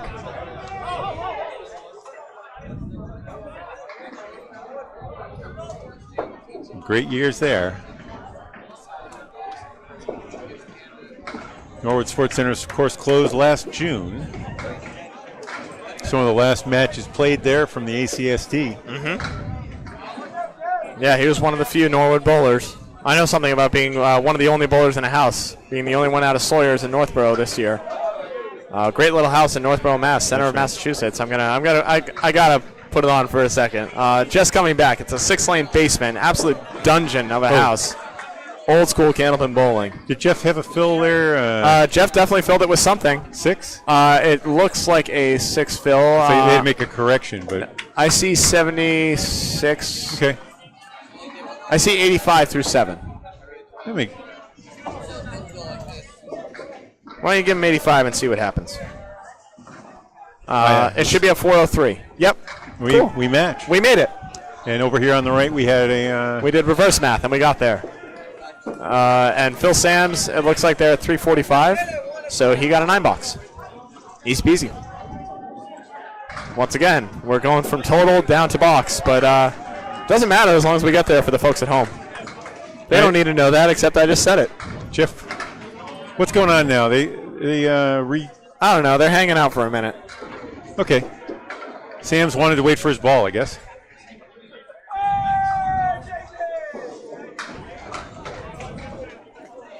Lead is up to 58 here in the second. Team USA won string 1, 550 to 500. Good ball there, but a parallel set of pins. That's the 4-7, 5-8. Yeah, that's a mean leave right there. That means you threw a good ball. It just didn't quite mix. Or you got the hay bale and you took out the front pin, which is the wrong pin to take in that situation. We have the horseman for Jeff Bagia. That's a pretty good ball from Phil, but it won't quite carry. Try to splash that triangle into it. That's the best I think you can do on that. Bagia's right.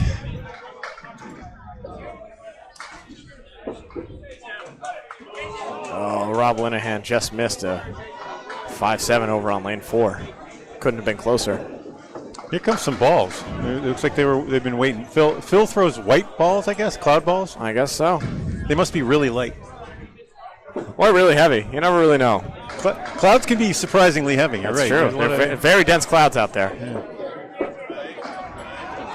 Okay, that'll be an 8.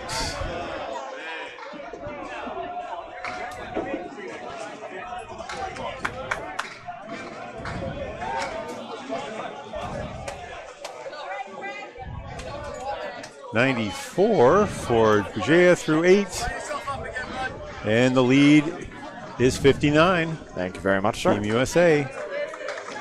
Jeff Walsh and the Bulldozers with Aaron Fontaine, Corey Alisi, Jeff Bujea, and Al Kasich trying to. I think they want to sweep. They taste it now. Oh, of course. They got to take it one box at a time, though. They still got a whole other game after this one. Oh, Corey, that was a split. What happened? How did that happen? Absolutely blew it up with a working ball. Instead, he's got a 3-pinner with a plank. Now, the plank is at a slightly odd angle. I do think if he goes a little red line or higher, it should go. Drover, boom, baby. Blows up the lambda. Goes 70 in a ball. Corey, a little low. Carries anyways. Corey with a beautiful shot right there. He's up to 85. 85 in a ball. Everyone's got a ball that's up there right now. They're the only ones with balls at that. Let's see how they fill it. I like to bowl with balls. Well, generally we do. As in the men's worlds, it's kind of important. Well, it's not the men's world. It is world. It just happens to be men that are bowling on the teams. If you were a 19th century gentleman, would you like to go to balls? I think so. I don't know. I don't quite get the dancing. It doesn't look that. I guess they were restrained enough. It's the style of the time, Bob. You got to get into it. First time I read War and Peace, I was like, what? What are they these long stretches in the Moscow ballrooms? I still have yet to read it, and I don't know if I'll ever get to it. Well, one of the things that freaks me out as a somewhat literal person is that they seem to be able to read each other's minds from across the room by the movement of their fans. And I was like, wait, are other people doing this? Can they tell what I'm thinking by looking at my eyes? That's wild. Grover fills his with 9, maybe 10. No, won't go. 7-pin left standing. How many times have we seen that today? I was told it was just a device, though. I'm sure, yeah. Corey Alisi has a tough 4 fill on his spare. All right, 4. So, I'm sorry. 9 for Drover. Yeah, okay. And 4 for Corey. Thanks for reining me back in, Frank. That's all right. It's a long day. We gotta keep each other in check.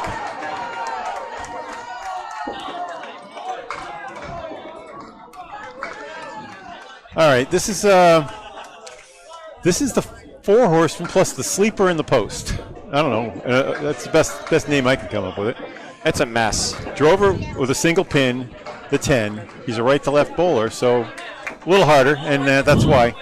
I mean, you don't want to throw it at the channel, but you kind of have to. It depends on the bowler. Some people like to go down the line. Some like to step over and use more lane.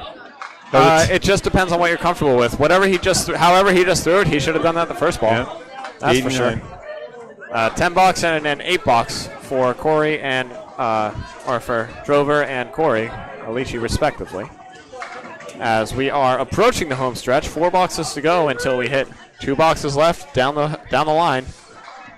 And Team USA is maintaining / building their lead. It's up to 52. Yeah. And plenty of room to go. No marks hanging. 52, though, can evaporate like that if you never know when these teams might catch fire or go cold. In the old man league, they evaporate when guys throw 2s, 3s, and 4s. Yeah. Here it's because they throw spares, strikes, and 8, 9, 10s. They evaporate the fun way here. Yeah, rather than the sad way. Colbert puts a great bid on his. He's going to have an 8 drop. And it didn't go. You look at him. He's debating. Colbert says, yep, same shit. Is there justice? Is there justice? There's That's what no he's justice asking for himself. him. He's had a couple of those that just haven't quite gone. Aaron Fontaine makes an outstanding bid at his Lambda +2. Can't take the 2. Takes the Lambda, though. All right. I would like to rest him now.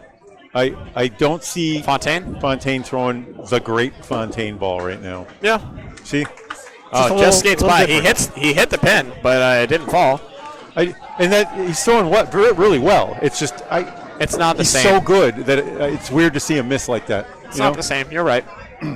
That ended up being a 9. A 9 for Colbert and an 8 for 9 for Colbert. Right? 9 for Colbert was correct, and an 8 for Fontaine. I don't know. We're okay. We got it. We're almost there. I've watched a lot of bowling. It's a little bit like that War and Peace thing where you think you know what other people are saying and thinking, doing, just by looking at them, and maybe it's not true. It's a device. It is indeed. It's a broadcaster's device. All right, let's get off War and Peace now, Bob. Not enough people have read that to get into it. We're here for the bowling right now. Fontaine, that's a pocket, And, oh, that's a tough break right there. Why'd that leave the half? The reverse half. Oh, there it goes!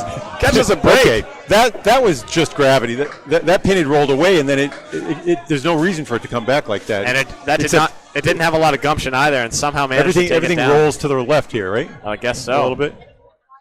Okay. That was wild. Well, now he's got a single. That got a lot better. Colbert, instead of having to hit it as full as possible, now he just gets to hit it however the heck he wants. Colbert's got lambda +2. Let's see what kind of wacky shenanigans happen when he hits this right in the pocket. He'll somehow leave 4 pins. Or he'll go through the hole and leave all 6. Well, this is the 9th string for some of these guys. Oh, Aaron Fontaine makes a spare all digs over and finds. He sees single, he makes single. Yep. Keep it simple, baby. Colbert looking for a big out right here. He sees single, he hits single. All right. See pin, hit pin. It's a simple game when you You're right. try and boil it down. Oh, some people don't look at the pins. I see a lot of these guys looking up, and I think it's at the pins. But I can't. I have to look at the. Some people look at reflections. The target, the board. Yeah. Some people look at reflections. Some people look at the tops of pins, bottoms of pins.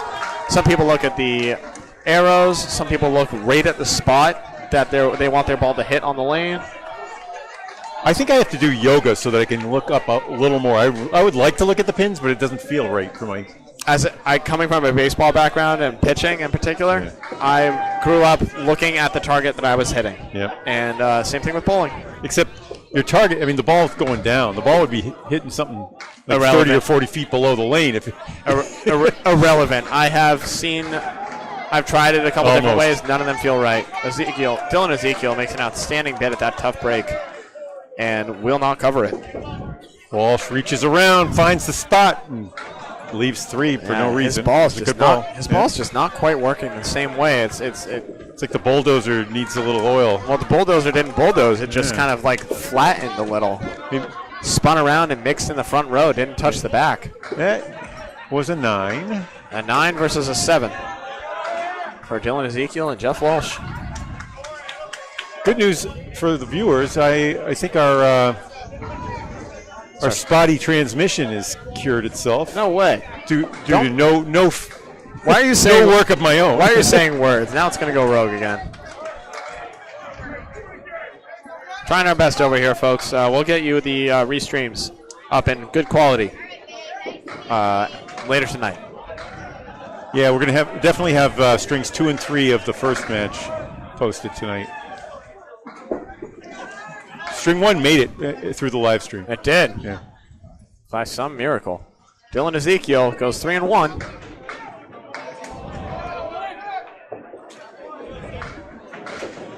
Jeff Walsh. Oh man, off the object again. We've seen a lot of this off the head pin. I hate that for more. I really dislike throwing that ball. Bundle of 4. This is a very tough bundle of 4 right here. Dylan Ezekiel tries to make the cut and just misses it. I do it so often that I've been able to make a few of these, but not many. I've left that a lot at CPL in particular. That's a very CPL leaf for me. Good ball, but nope. I figured out how to hit it right for it to go. I kind of play it the same way as a half Worcester, and it generally does crumble when I hit it right, but it's a very thin margin. 9 and 8 for Dylan Ezekiel and Jeff Walsh as we hit the home stretch of the second game, and man, it looks like Team USA is running away with it. Bob, why don't you fill us in? Well, it's 51 pins in this set. It was 50 pins in set 1, so it's 101 for the total. But the only mark on the board is that 9-drop pickup from Aaron Fontaine. So let's estimate it's going to be about a 57-pin lead with a string to play. Al Keshik is in on the 3-pin, leaves a Kaleri, right? Yep. I would say that the chances of winning the string for Team USA are over 80%. With Hubbard just missing on that strike eligible ball. Yeah. As people celebrate Chuck DeRocher's making a single on the other lane. A little mockery in that cheer. He was cheering right along. He was cheering right along with them. Stephen Hubbard picks up a spare, grabs a single. Rob Linehan just made the 5, 6, 8 clean for a 10 box. That was stunning. And Al Ketchik grabs a 10 box of his own. Stays hot. 126 through 9. Let's see if he can get a mark to go to 140. Something tells me he will.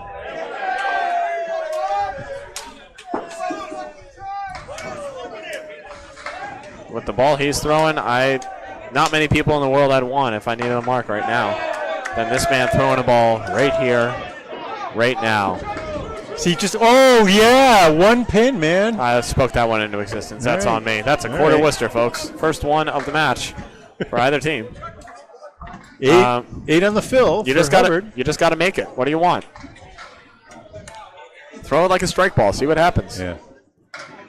Missed the head pin that time. He's going to be open at the end. Still going over 130. Now it's just a question of by how much. We haven't seen a 140 on these lanes. Yeah. So Hubbard just went spare 8 spare to drive into the lead in a big way. All of a sudden, he finds himself at 107 in a ball. And Ketchik goes and gets 2 for a 9. Yeah, 135. That's outstanding bowling. 124 and 139 for Al Ketchik so far. 135. 259 for the man. 259, yeah, that's right.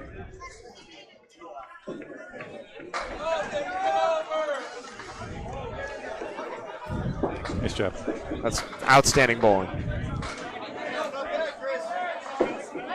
And looks like Hubbard's going to drop 6, leaving a diamond that he doesn't have to shoot. That is a 113. All right. For he was Hubbard. below his number going into this last set. So hey, that's a great trip for him, though. He gives him some gumption going into the last 14 string. pins on Phil. And chips away the lead. All of a sudden, it's all the way down to 36 from 51. If they keep doing gainers of 15, they are back in this string.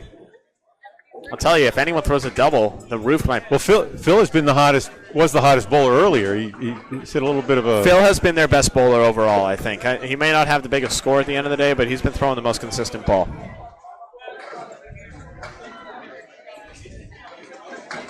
A washout for Jeff Bagia. He's going to have a 4 and 2. And Phil.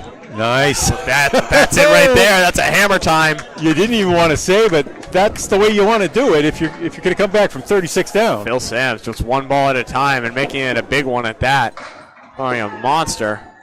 Jeff Bagia is going to go wide. He's going to be open, and all of a sudden, daylight for Bowlarama as they move on into the home stretch in style. Here you might as well go for the head pin because you're going to get collisions, but yeah, how about that 10? Oh, that's an outstanding 10 box. Yeah. Very hard fought for Jeff Bagia. Throws one good ball that makes it count. Grabs them all. Let's see. Now he's saying, hey, just throw that ball again. Keeps the lead at 36. Easy peasy. Nothing more, nothing less. And we'll see what happens. Although Phil Sams. How many marks has he got there? In general? I couldn't tell you. Let me see if I can count them. 1, 2, 3, I think 4.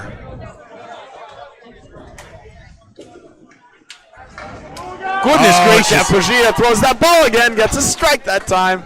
No soup for you. Wow. That washes out Phil Sam's strike unless he can go do something crazy right here. The ball's going to be a little bounce on that. Dropped it just a hair, and it falls off into the 3-pin. He's going to have 4 down, 6 to go. As he's got the horseman plus the 8-10. And he's going to go wide. Good trip there. Yeah, that was a lucky break as he goes into the wrong pocket in a big way, but he's going to get 9 down total on his strike. He will be open in the 10th.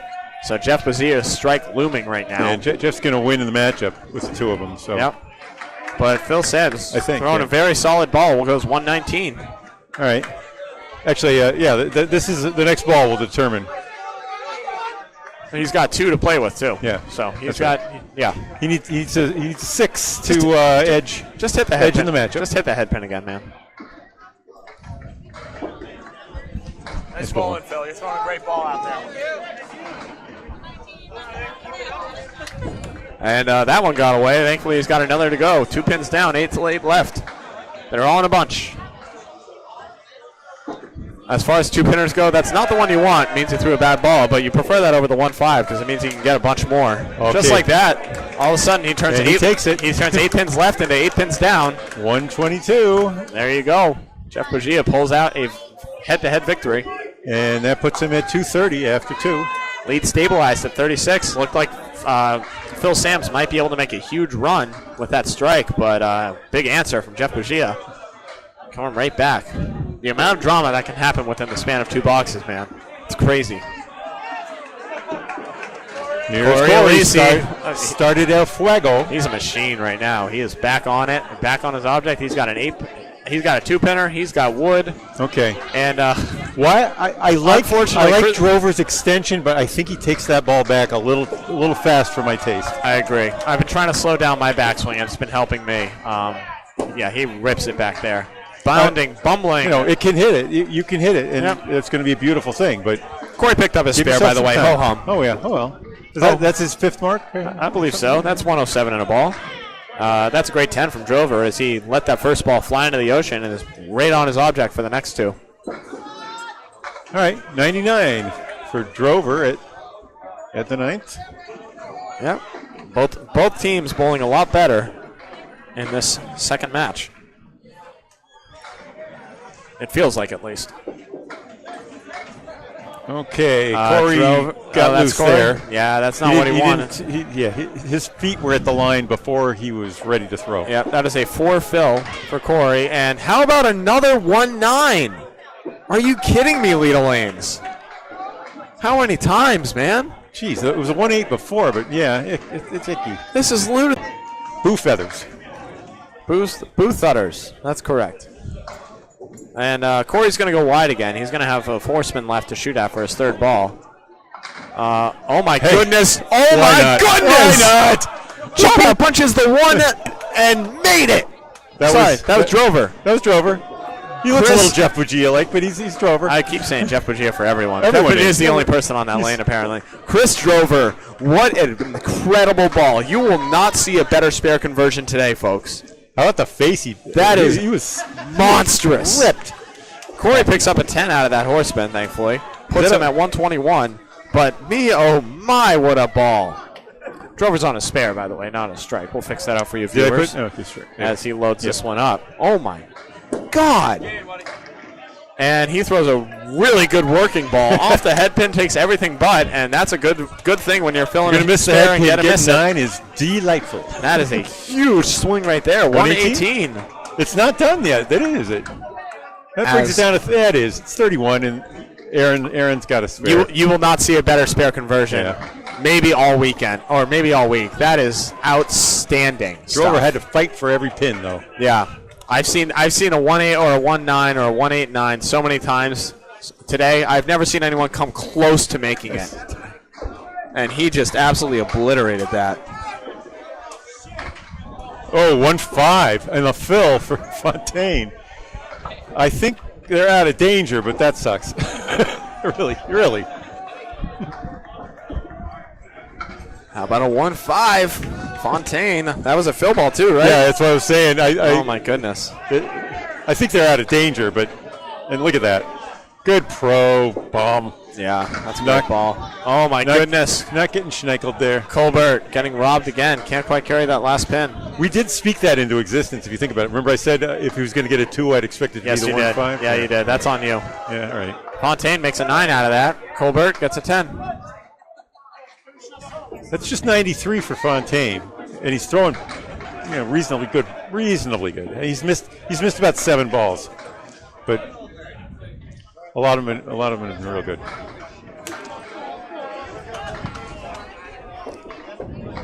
Colbert ended up with a what on that? Colbert had a 10. Okay, 90. He's right at his box. Should be at 549. That's correct. Okay. 517, also correct. Fontaine is a little off his object again. Yeah. Colbert is joining him, but he gets a much more favorable break. Fontaine. Ouch. Well, that looked like a lot better than it was. Yeah, that was like a little bit like it was like the 1-9, but I don't know. It just chopped through.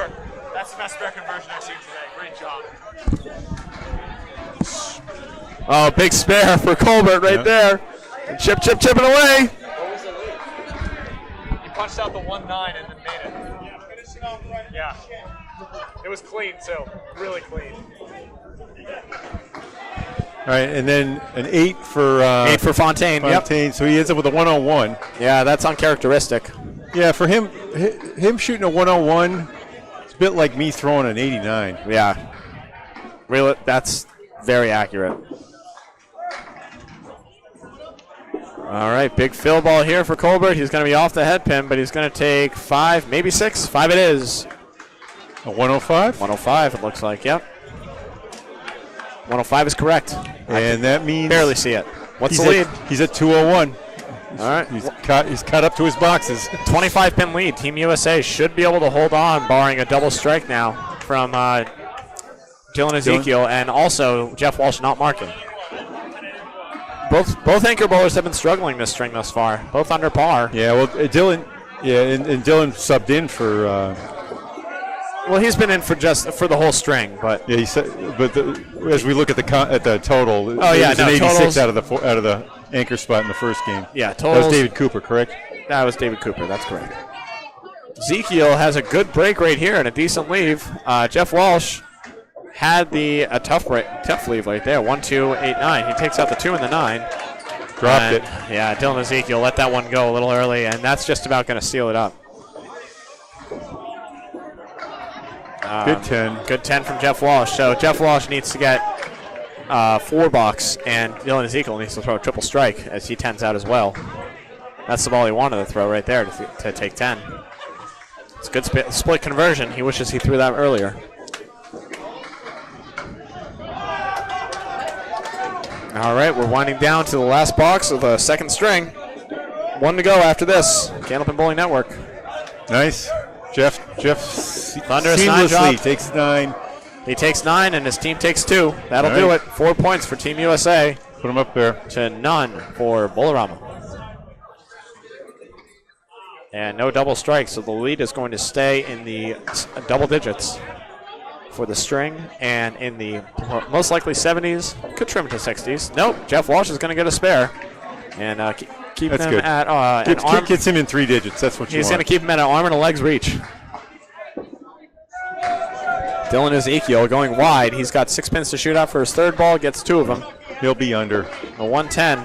He'll be the Left sole man standing in double digits. Yeah, that's an 8 bucks right there for Dylan Ezekiel. So 95 in string 2. 549 is what I have for them. Yeah, you see the slot there. That's Dylan and it should be a 94 for Dylan. Really? Yes. Okay. That's what I see. And a 7 fill for Jeff Walsh. Puts the game away. 105. 105. So 584 to 549 is what they say. 584 to 549 is what we say. We got it right. All right.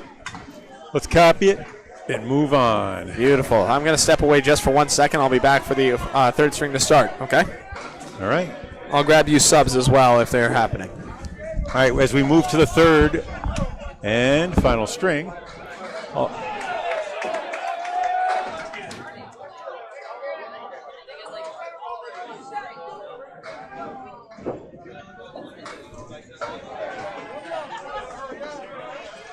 Team USA leads 4-0 in ICC points, up 85 in pins. They won that game 2 by a final of 584 to 549. They won game 1 550 to 500. Game 3 will be up next. Duncan MacDougall is up around the scoreboard, making sure that he catches any changes. Hey, we're going to see a little bit of Sean Sears for number 5. Jeff Walsh, I believe. I'll put him in there and confirm it with Duncan.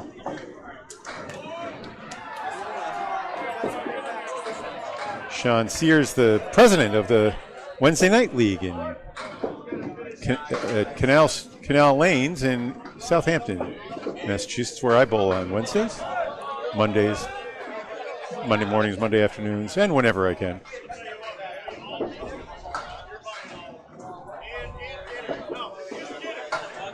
First ball from Hubbard is the Dread Eagle. Alkechik on the 5 and 9. Good lead. Uh-oh, down in the bunny hole. Ketchik keeps his balance, shore and following that 135. He's underway again with a spare. Man. Al Ketchik. I got to say his name right, but I want to be a member of the fan club. That's a 6 for Hubbard. And just like that, we have a 4-pin lead plus a ball in the first box. So I saw by hand signals Sean Sears is moving in from number 5. Cool. Is that it? I believe so. I'll double check for you. Dylan, maybe check on. I'm not worried about it. Check on Bowlarama. They all have their names on the back of the jerseys, so Okay. I'm really not worried about it. I'll keep an eye out for it, and we'll make adjustments as we go. Hubbard, thunderous 9 drop. Looked like 8, and it's going to be 9. Ketchik's fill ball is wide right. Yeah, for 5. Ketchik is struggling to find the head pin a little bit recently. Still throwing that same smooth ball, but not quite coming in. All right, Hubbard's that pin is out in front. It could go back straight, but if you hit it on the left side, it could go back the wrong way. Hey, doesn't matter. He had enough cover. No, he drove it right by. That was good. Beautiful. Oh my goodness, what a ball by Al. Won't quite carry. No fault of his own. The only problem is he should have thrown that ball first. And goodbye. 10 box. 25. Pin perfect for Al Around. Ketchik. Through 2.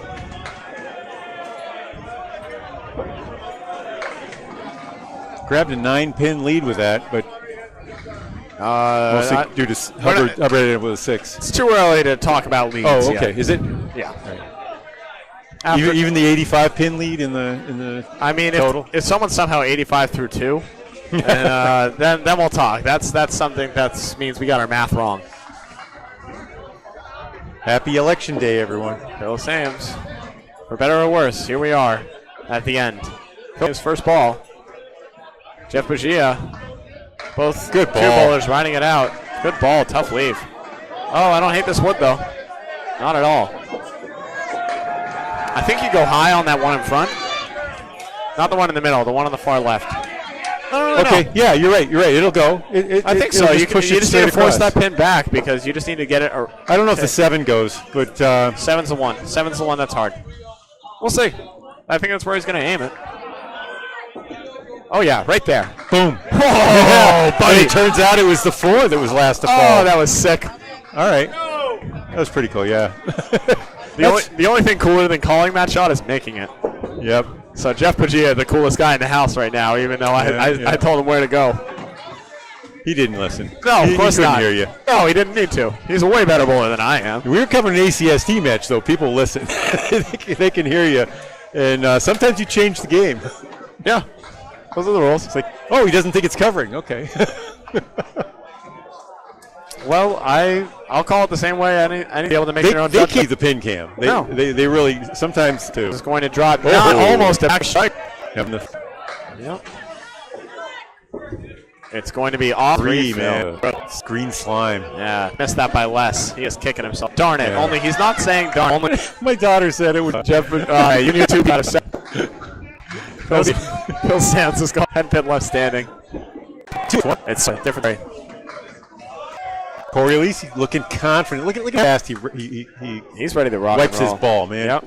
He's raring. At the bet. He did a large. He drove her. He's been high and low in these. Up there. That's correct. Is that the one? 3-6. He took out the 3-6. Ouch. That's a dumb one to leave. I've seen that before though. I know, but that's a terrible miss. Corey looking at it. Big one throwing that back. There's this something about the sinews that when you pull on those sinews, you can get some sort of bounce off them. Riding it out here. And Steve Colbert also riding it out. That's a control ball right in the pocket. Doesn't break up the way he wants. Yeah, it doesn't break up the way I thought it was going to. No. Fontaine, nice right to left action, swings a little over, pops the 2-4. It's interesting. He releases it on the left side of the lane, but his ball does go right to left. Yep. Oh, Colbert silver, but it skies. That's what you're moving toward, isn't it? It is. It didn't go, but That was No the spot. fault of his own. That was a the great spot. pitch. Yep. I think a little on that away from that pocket. Instead of driving, it kind of floated off of that crux. 9 box for Colbert, and He got another single pin. telling you, this man is sick at singles. Wow. I wonder if it runs in the family. Late, great, not late, but great. And Did to get a 10? Colbert got a 9.